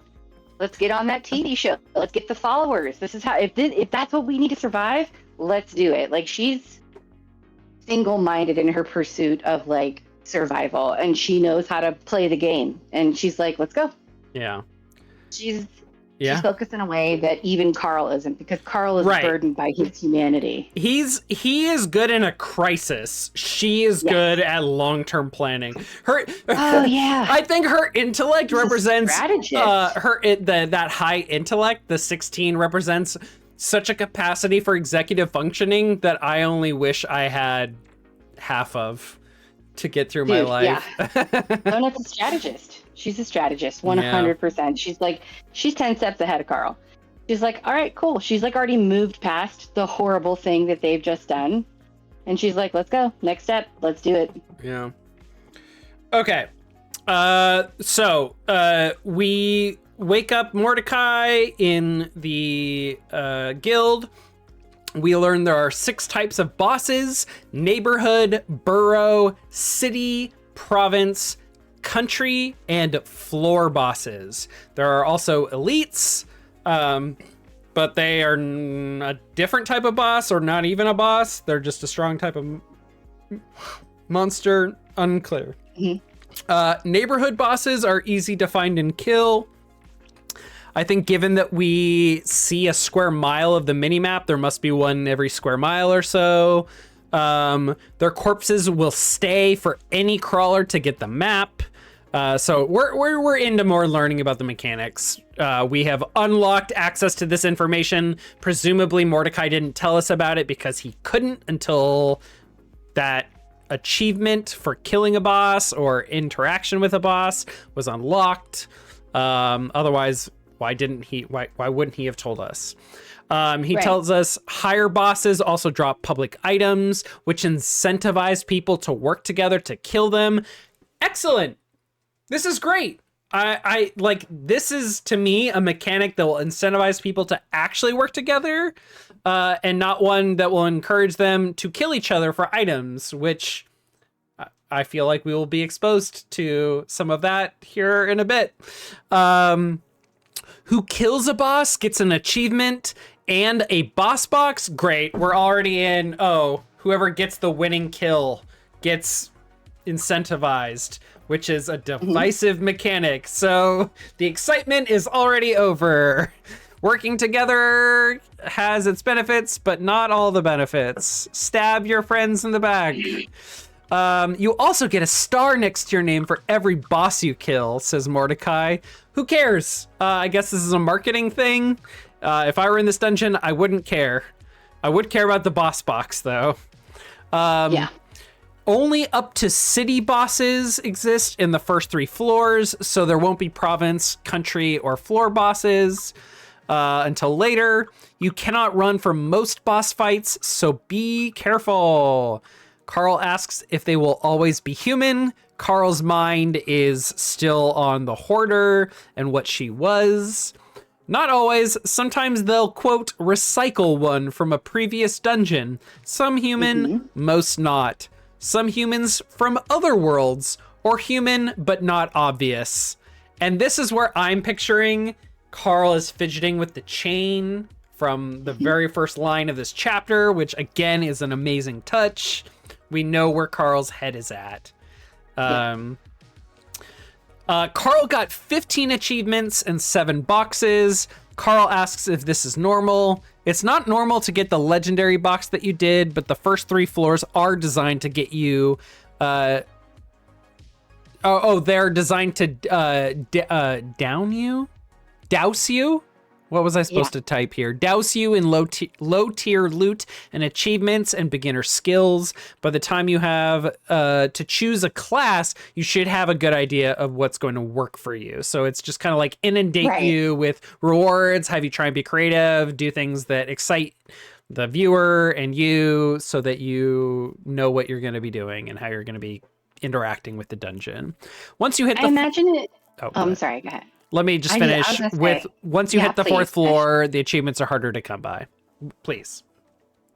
I was going to say, I imagine it's a lot like when you are, when kids are in kindergarten, right? And you inundate them with like games, but everything has a purpose with that game. Sometimes it's like counting blocks. Sometimes it's drawing a picture. Sometimes it's whatever. And that's like what the low tier loot is. It's like, what are they going to interact with the most? What are they going to find the most use out of? And gamify it. And gamify it. Exactly. Like, so already we've seen though that Donut is like she's getting all of these scrolls. She's learning spells. She's getting different kind of loot from Carl. Yeah. Carl's getting explosive experience. He's getting he blew up the goblin dozer. He threw the hobgoblin dynamite. Like we're seeing that there's an explosive path maybe that he's going to be taking. With Donut, we see that she's more like spell based. Yeah. She needs higher mana. She needs more mana than him because she's going to be casting more things. Right. She has such high intellect, and yet Mordecai was like, oh, well, with her really high charisma, she should be like a bard class. Yeah. So she couldn't possibly flex. Yes. Which is great. So it's wonderful because and that's exactly it. But like they're doing it in such a way where it's like dangerous to them. It's not a safe kindergarten kind of environment, but they are throwing a shitload of loot at them. And some of it is like, some of it's weapons, some of it's spells, some of it's, like explosives, just to see what the player is going to interact with. And I'm not giving anything away at this point. Like, I'm not going to give you spoilers, but like, as you meet other crawlers, you see this same thing going on with them. And like how they also develop. It's like, I know that we haven't met any other crawlers at this point, but like we will at some point, and you'll see that they went through the exact same process and they took very different paths. Right. Well, speaking of Donut learning spells, and don't forget, one of the first thing Mordecai told us is when we were opening loot boxes the very first time, never, ever equip an item without reading the text. Yeah. Always read the text. So Donut gets a spell book. She's thrilled and she learns it without looking. And then she gets really frustrated at what the spell is. She learns the spell Torch, which is effectively like the dancing lights cantrip from Dungeons and Dragons. There's like little lights that she can move around with her. Although it's a curl of light that follows you. The text says, but Mordecai says the more she uses it, the more powerful it become, which is kind of an exciting thought of like, so by a high level, is this going to be like a fucking blinding bonfire of a light? Who knows? Or how far she could send it away from her, or other things she could do with the light, like direct it. I don't know. Yeah. We'll see. It's nice because like what it's telling us that we can just because we get a spell, like we can train that spell. Right. And we can like, just because we know what it does now doesn't mean it can't do more later. Absolutely. Yeah. Mordecai chastises Donut, calling her little one. You need to read. He's not calling her princess anymore, which he was doing the last time we saw Mordecai. Maybe it's because he's hungover. Who knows? Maybe. I see it more as a term of endearment than a chastisement. I mean, even though it is a chastisement, because she needs to read the fucking spell. She needs to read it before she equips it. God damn it. Because, I mean, this is a lot less impactful than when she put on the crown of the sepsis whore. Yeah. Which was apparently humongous. That's still in the back of my mind. Yeah, we'll see. So bad. Carl pulls up his notifications. It was a wash with odd skills, like a skill level increase in dumpster diving and jump attacking. But one was particularly interesting. Level 3 Iron Punch. When simple brutality isn't enough. Newsboy cap not included.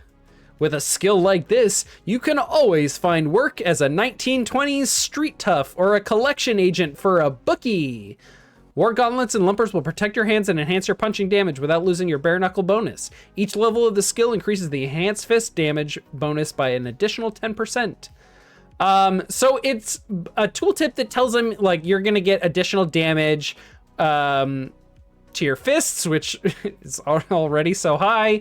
And it also clues him into how to not take damage when punching. So he needs to find a way to protect his fists either with gauntlets or lumpers. And that normally you would lose the bare knuckle bonus when wearing those, but because of this this skill, he won't lose his fist damage bonus, which is really cool. Breaking my fingers every time I punched something was not a good long-term plan. Yes, Carl. Yes, thank you. Carl also gets Wisp armor, which costs 5 mana. Checks notes. Carl only has 3. Yep. Which would allow him to target himself for 5 minutes plus a minute per level of spell with a 5-minute cooldown and surround his body with tendrils of light. While ineffective against physical attacks, it will negate 75% of incoming magic-based attack damage and provide a temporary immunity to mind control effects. What the fuck, mind control effects? I mean, I guess we have evidence of that, given that the hoarder was forced to leap out of a pile of trash. We'll see.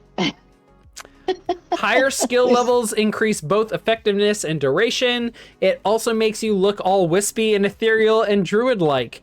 A great spell to have if you're a club kid or trying to bang a vegan. Yep.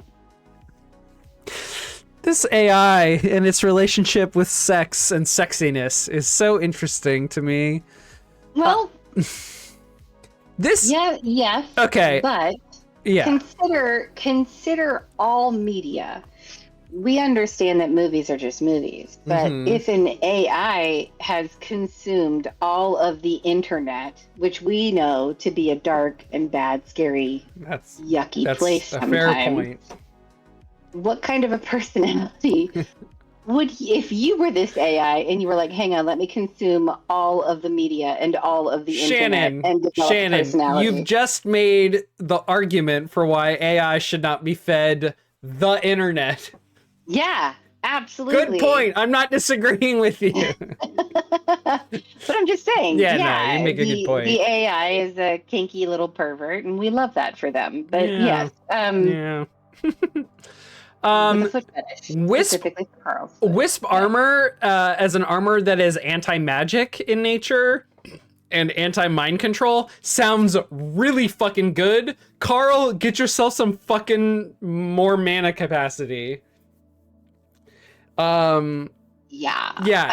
I mean, I don't know if like magic damage, we don't know much about magic damage. We haven't been exposed to anything beyond what Donut does. But in terms of magic-based enemies, this could be really good, especially on a 5-minute cooldown. And with like Carl's only other magic spell being heal myself 20%, which is not nothing. But it's not great. It's not great. Nothing. Yeah. My favorite part of this though is that right after he gets it, he's like Mordecai is like, that's a pretty good spell, you know what I mean? But maybe hold off on equipping it or save it for a later floor whenever you have when you get to that point, or maybe give it to Donut or something. Right, it's a tome. It's a tome, so he could give it or sell it. And Donut's like, I'll take it, and she doesn't even fucking know what it is. Yeah, Donut. Donut could benefit from it even more because she's such a glass cannon. But also, if she spends, I don't remember how much mana she has, but like if she spends all of her mana on defense, I guess, it's a 5-minute cooldown, so that's not, I think she'd get most of her mana back by the time it ended, so she could like cast it on cooldown. Oh yeah, and at higher levels, it'll be longer and more effective. I don't know. Anyway. Yeah. It's interesting, the options, but it feels like such a big deal right now because this isn't a video game where you can undo those options or just go to the auction house and buy another one. Yeah. Or like, who knows if they'll ever come across another Wisp armor, or maybe trade it to another crawler for something really valuable. Yep. Who knows? That is also a possibility. Yeah.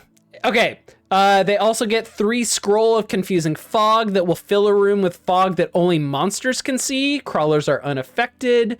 5 Iron Skin Potions, which raise physical armor by 100% for 5 minutes. Another great source of damage mitigation.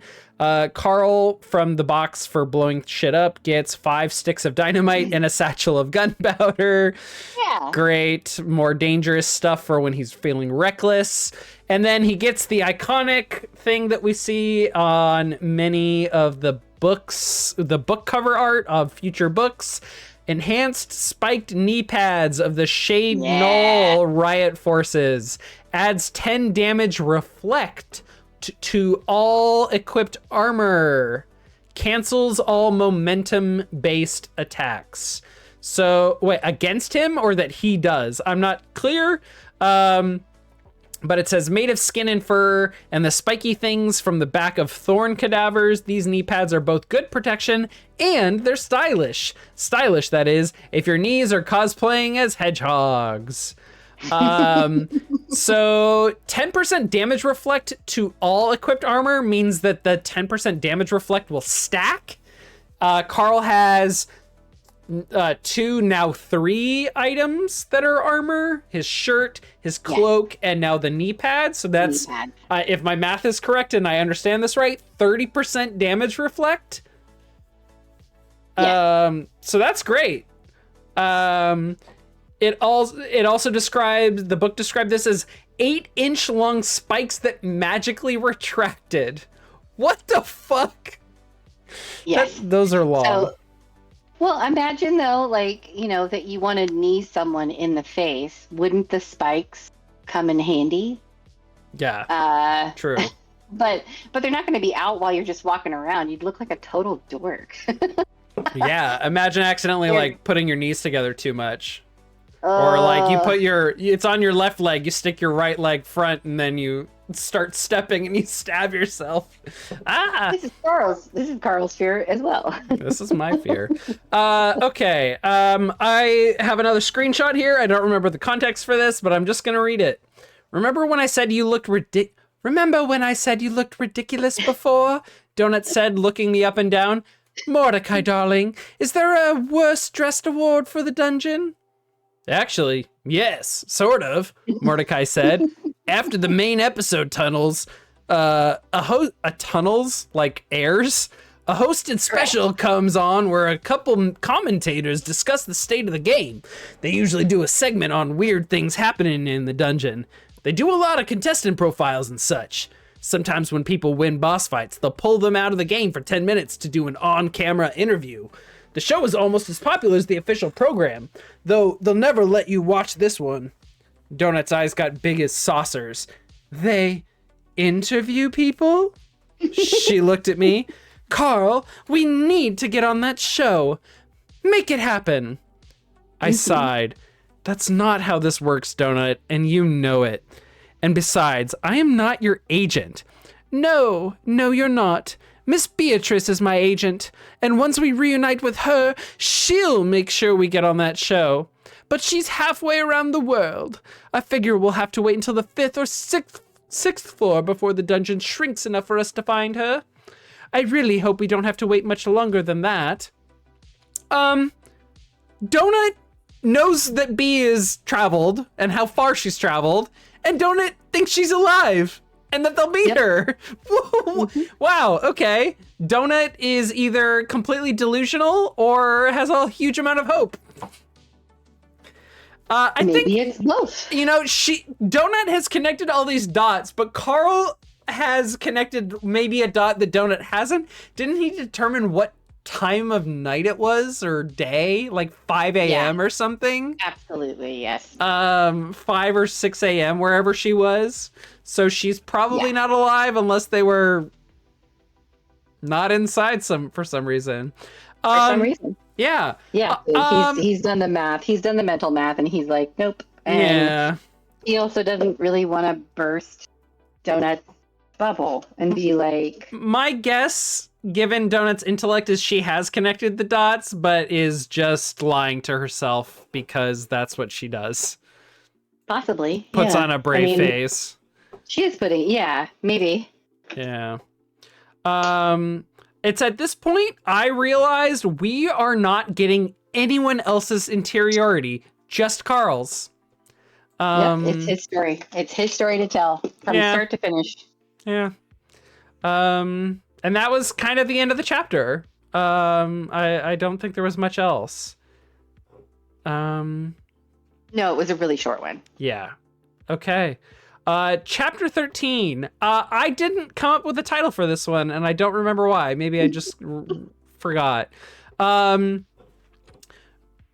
Crawlers. So they talk about the corpse of another crawler. This is the only other crawler besides these two that we've seen.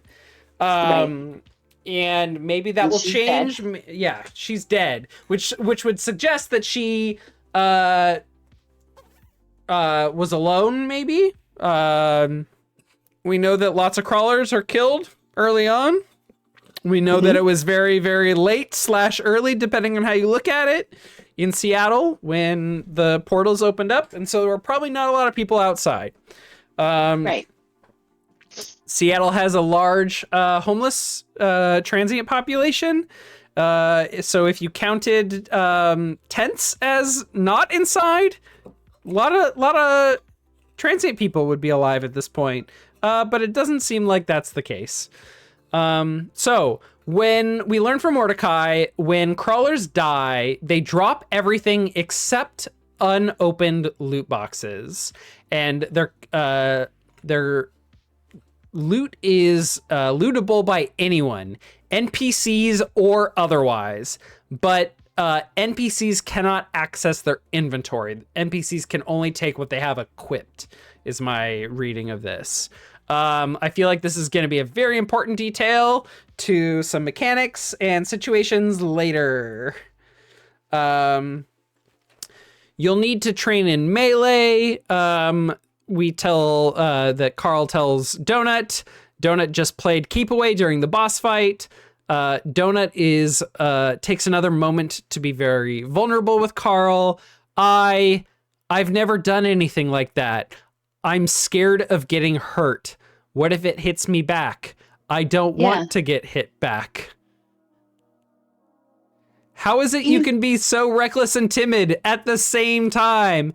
I cannot control my instincts. I'm a descendant of a tiger. And Carl scoffs at this.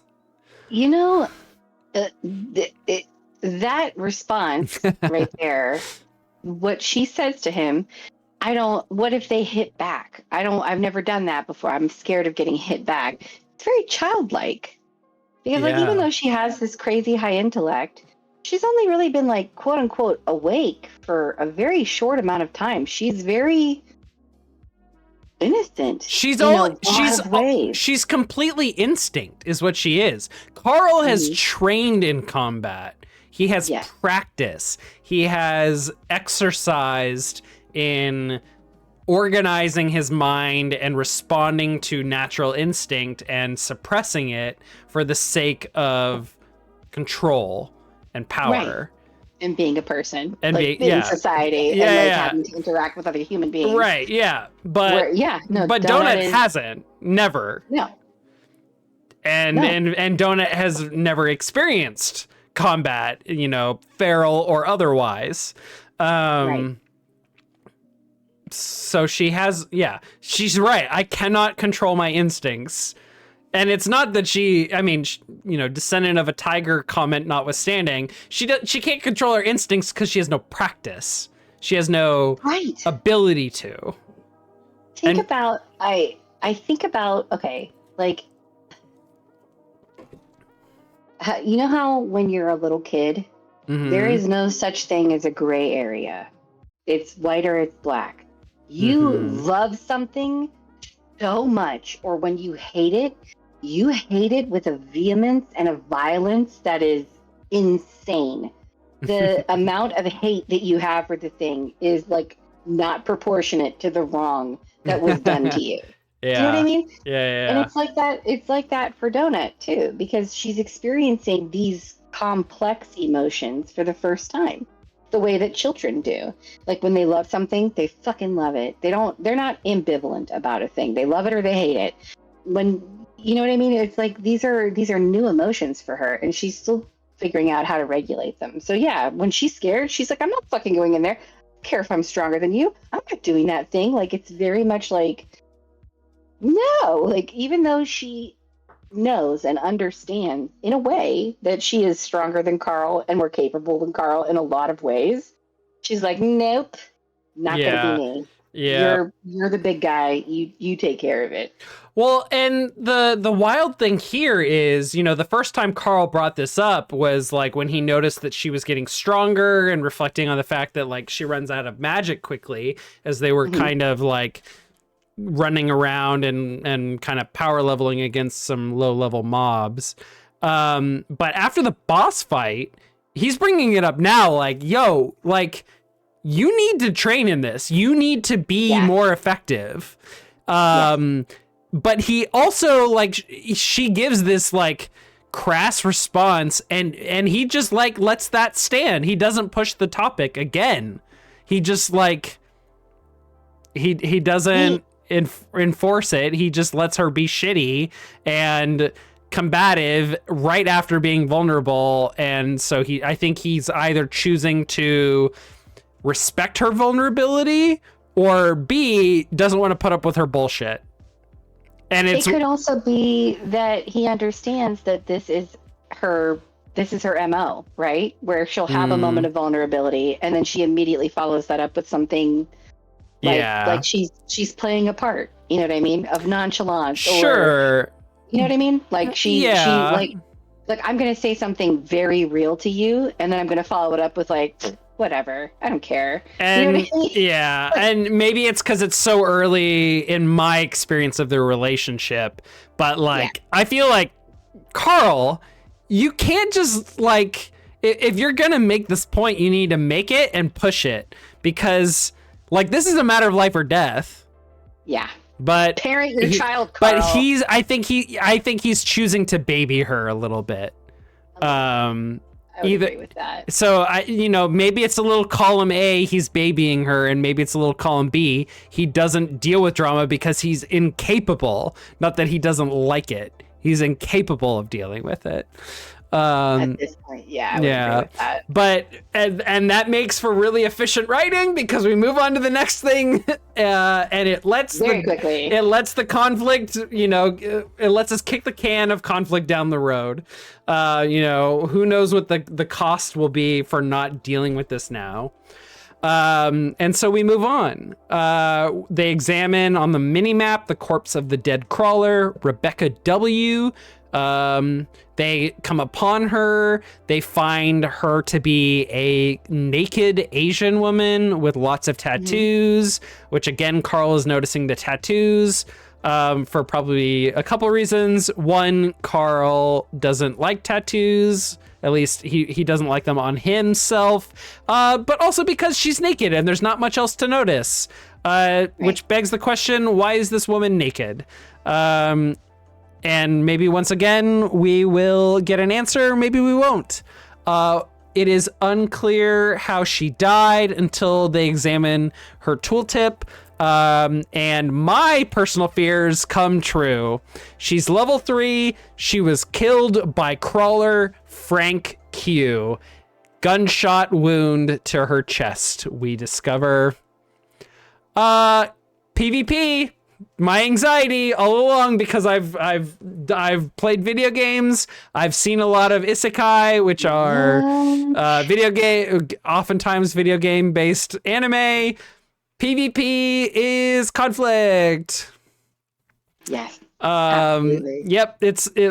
When I've been watching the one of the Walking Dead spinoffs lately, and I'm constantly reflecting on, like, in the world of the Walking Dead, it is not the walkers who are the major threat. They are just the environment. The real threats are people. Yeah. Uh-huh. But all zombie apocalypse stories start with the zombies are the threat. We have to learn how to deal with them. But then once they learn how to deal with them, the threat you'll never learn how to deal with is people. Yeah. Because people are, it's man versus himself. Yep. Always. The most dangerous game. Yes. Absolutely. And so, like, as we read a little more about, like, while Carl is examining this woman's body, they come upon her. They see that she's naked. They see that she was killed by this other crawler, Frank Q, right? Carl is like, I think somewhere in the back of his mind, there was always the possibility of running into another crawler within the dungeon, right?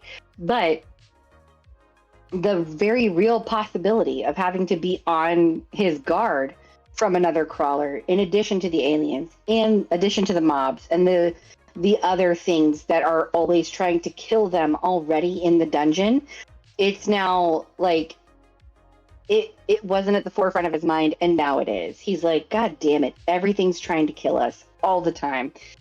And now my fellow human beings as well. Like, what the fuck? He's just, it like chills him. You know what I mean? It does. Like, it does. Yeah. But he's on it. He immediately checks the mini map to see, are there other players around? We know that Carl has access to, like, kind of perfect information. He can, like, see monsters, he can see crawlers, he can see NPCs and zones. But then he immediately wonders, well, wait, this is a game with skills. What about stealth? Can players hide themselves on the map? Exactly. Like, such that we don't know that they're there. With a stealth skill. And what's worse, like, this woman was killed like less than 200 feet away from a safe room. She was that close. She was so close. And then this person, Frank Q, or whatever his name is, killed her. And it's like, it opens a lot of possibilities for Carl. He's like, was this woman evil? Did she deserve it? Do I feel bad for her? I don't know.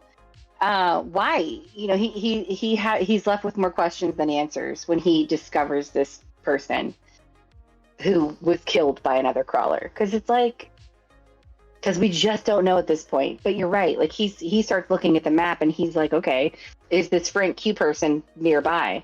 What if I can't see them? It's he's thinking smarter, and he's trying to understand the game. Yeah, he's in a deeper way. He's right relying now, on instead of gamer just surviving. instincts. He's in crisis mode, tactical mode.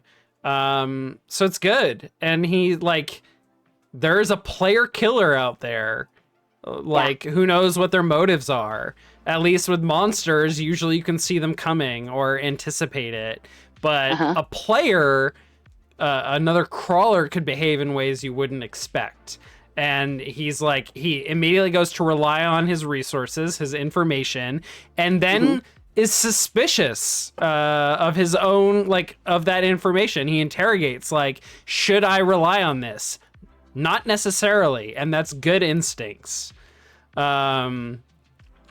And then suddenly we're pulled out of this stress and anxiety into another one. Suddenly Carl is reminded of the last day he saw his father.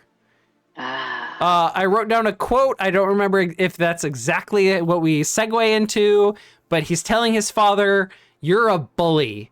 You're a bully and nobody likes you. It's why Mom left. I was expecting him to get angry, to hit me, but he never hit me, not once.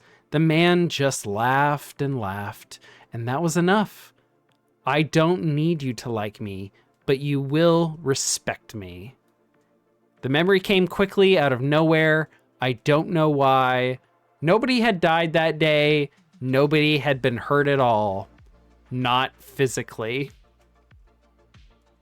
I wrote, what the hell is going on here? Oh, see, I think it's. This was so out of left field and so strange, and it just, to me, served as there's so much more to Carl's trauma. There's so much more to his anxieties. Because it wasn't as we're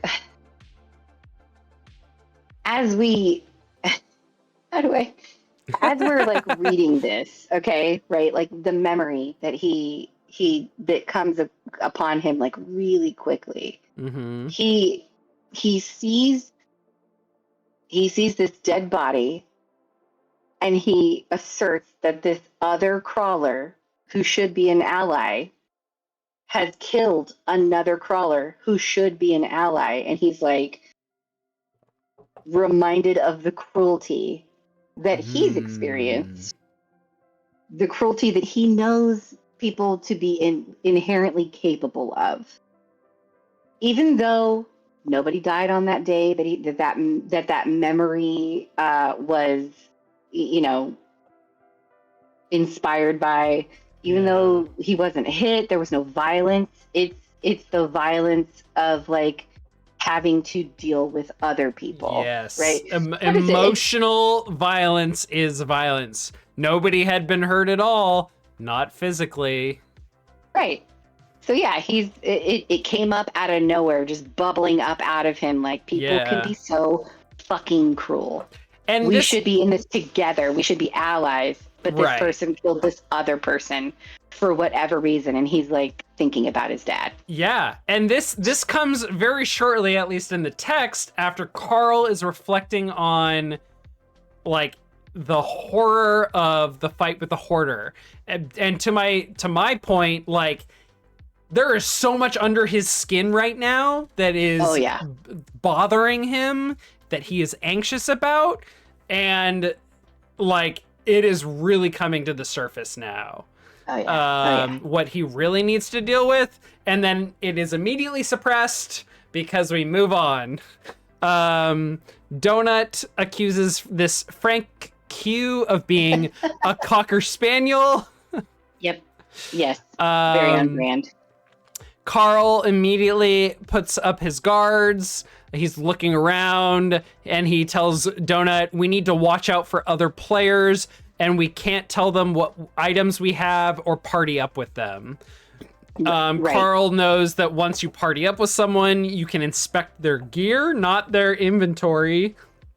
You can't even see your party member's inventory, but he doesn't even want people to know what they have equipped. Right. Donut, in an immediate flip of what she said moments ago, plays it cool and not afraid of guns. Even though she was just afraid of getting hit if she were to choose to hit monsters. We should bring this guy to justice, she says. Carl, feeling for this woman, wonders about the nature of anyone in the area who would have been outside at 2:30 in the morning. Who was she? What was her story? No one will know. But like, who could have been outside at 2:30? To go through this and to be killed by a fellow human, which I thought was really ironic, given that Carl has recently killed a fellow human, and that the game makers were pushing cockroaches out of her mouth. Yes.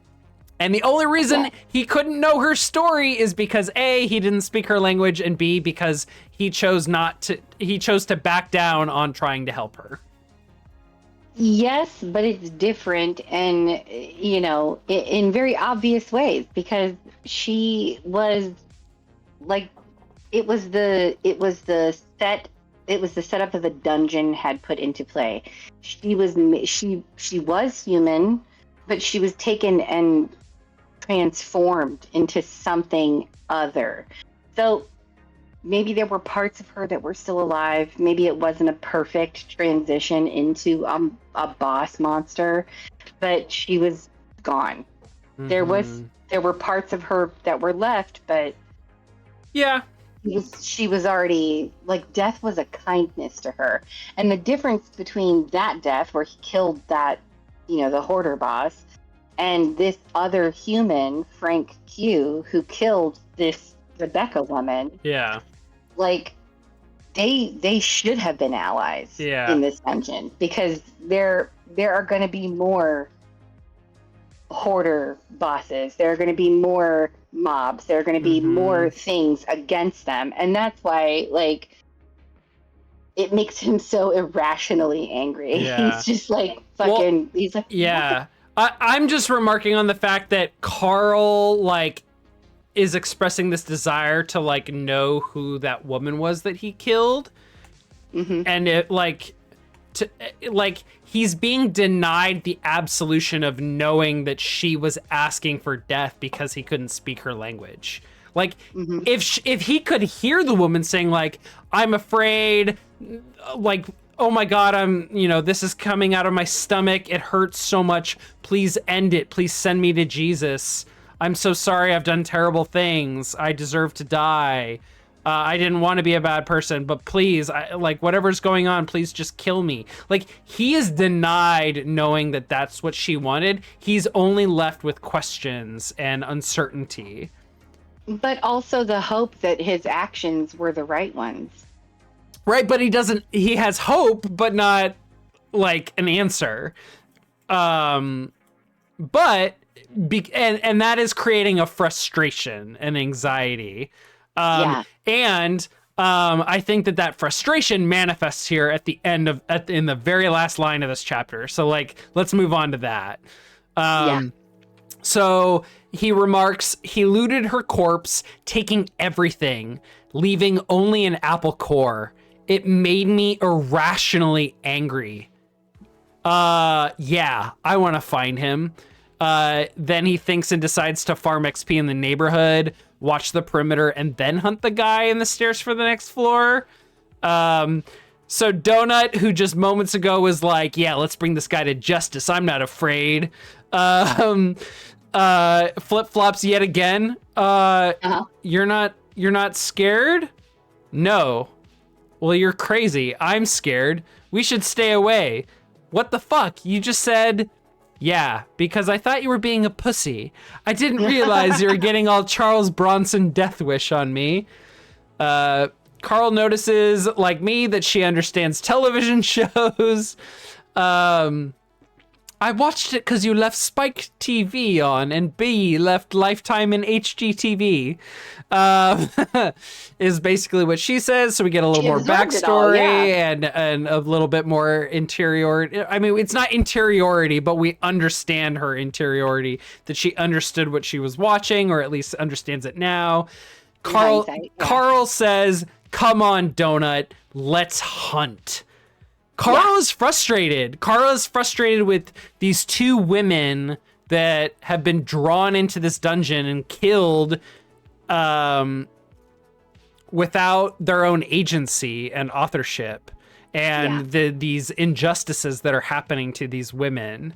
I don't think it is a coincidence that Matt Dinniman chose to make both of these characters women, to put them in a very vulnerable state. You know, we have the woman, the Mexican woman who was like sick, surrounded by trash, her body exposed, and now we have a naked Asian woman.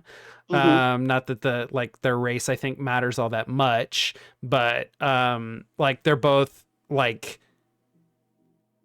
at their barest.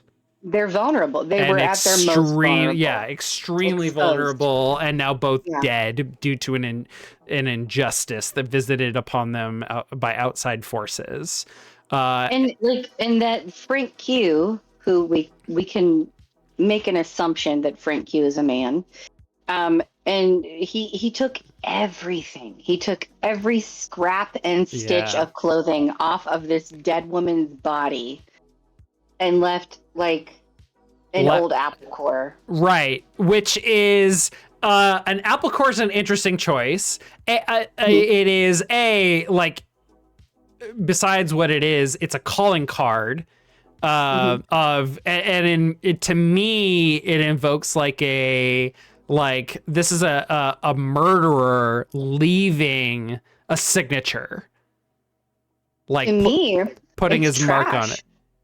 Also, like trash. Yes, and he left the trash within her own inventory. It's that. It's also like, think of Adam and Eve and the apple. Sure. Yeah, it is a sign of sin. It's a sign of a choice of a snake.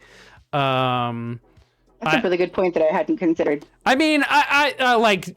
That is an interpretation. I'm not saying that is in any way Matt Dinniman. Oh, sure. But like, he chose an apple. An apple is lush and juicy. This is someone that probably like enjoyed that. Apples are not something we've seen in the dungeon. So this was I'm interpreting it was brought from the outside, and this was an intentional choice to consume it here. It's evocative, and it again always creates more questions than answers that were given, but it is like an evocative detail. It's evocative imagery, and the idea of trash as well. I think Apple invokes a lot of things. To me, it was just like something that was easily thrown away or left behind, the same way that they left this dead woman's body just out. Yeah, it's really clever using the apple core because it can mean so many things to so many people.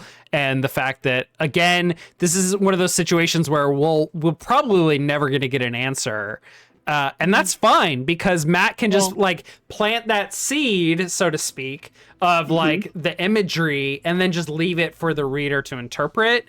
Is really clever because we get to make our own meaning here. You'll see a lot of that. Again, I'm not giving any spoilers, but you'll see a lot of that throughout the story. Things where you're just like, why did he choose that? I don't know, but I can't stop thinking about it. I like it. I bet we could spend a bunch more time, but we've been at this for like 2.5 hours, more than that. And I'm getting kind of tired. But wow, great writing. Love it. I'm so glad you're finally listening to the book too. That makes me incredibly happy. Like, as I'm listening to it, I will like reference the book as I'm listening. I will read along, because there are things that I find easy to miss, like as I'm just listening to something, because I get caught up in the story, and then he'll say something crazy, and I'm like, what the fuck? So then I have to like kind of pause it and go back and then like read the paragraph, and I'm like, oh, I was just like, kind of going along with it, like, yeah, that's cool, and then something wild happens, and you're like, was there foreshadowing for that?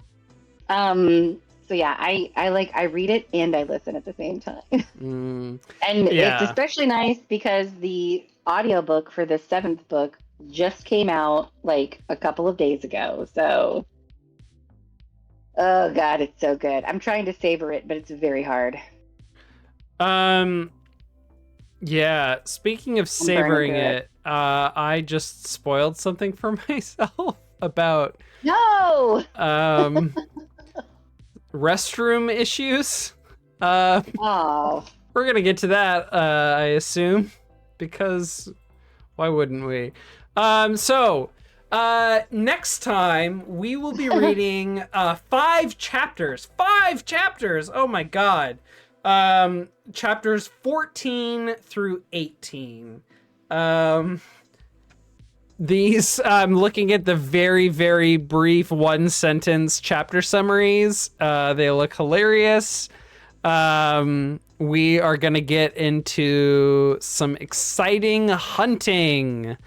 But it looks like we are being denied Frank Q things. That comes later. To spoil. So chapters 14 through 18, and we will be back. We've determined we are going to be on a bi-weekly basis, meaning every 2 weeks, not twice a week. English is funny that way. So we will see everyone in 2 weeks. Anything else before we go, Shannon? No, I think this was like a really wonderful recap of like Action Carl, and we'll see a lot more of that in the coming chapters. Yeah, this was. So I'm really pleased that you're enjoying the book. Yeah.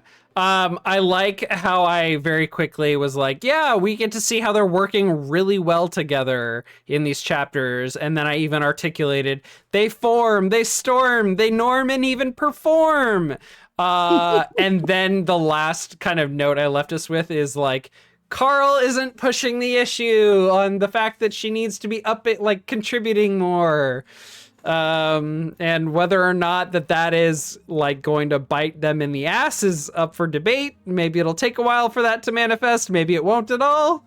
Knowing Matt Dinniman, it will sooner than I expect. We shall see. All right. For those of you interested in tabletop content, over on John Dungeon Master on YouTube, you can check out a new Dungeons and Dragons campaign that I am a part of. We just did character creation last week, and tomorrow, Wednesday, February 19th, we will be having episode 1. I need to do some work on some of our overlays since I'm doing the art for that show on the production side. Come check out my art. Come check out my character. I'm playing with Coffee Traveler, who's been on my show before. I'm playing with Scarlet Shadow, Brian. Shannon has played with him a couple times. He's playing Coffee Traveler is playing a warlock.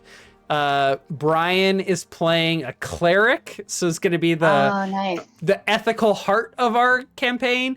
And then I am playing a alchemist artificer who's an academic and whose sibling is very sick.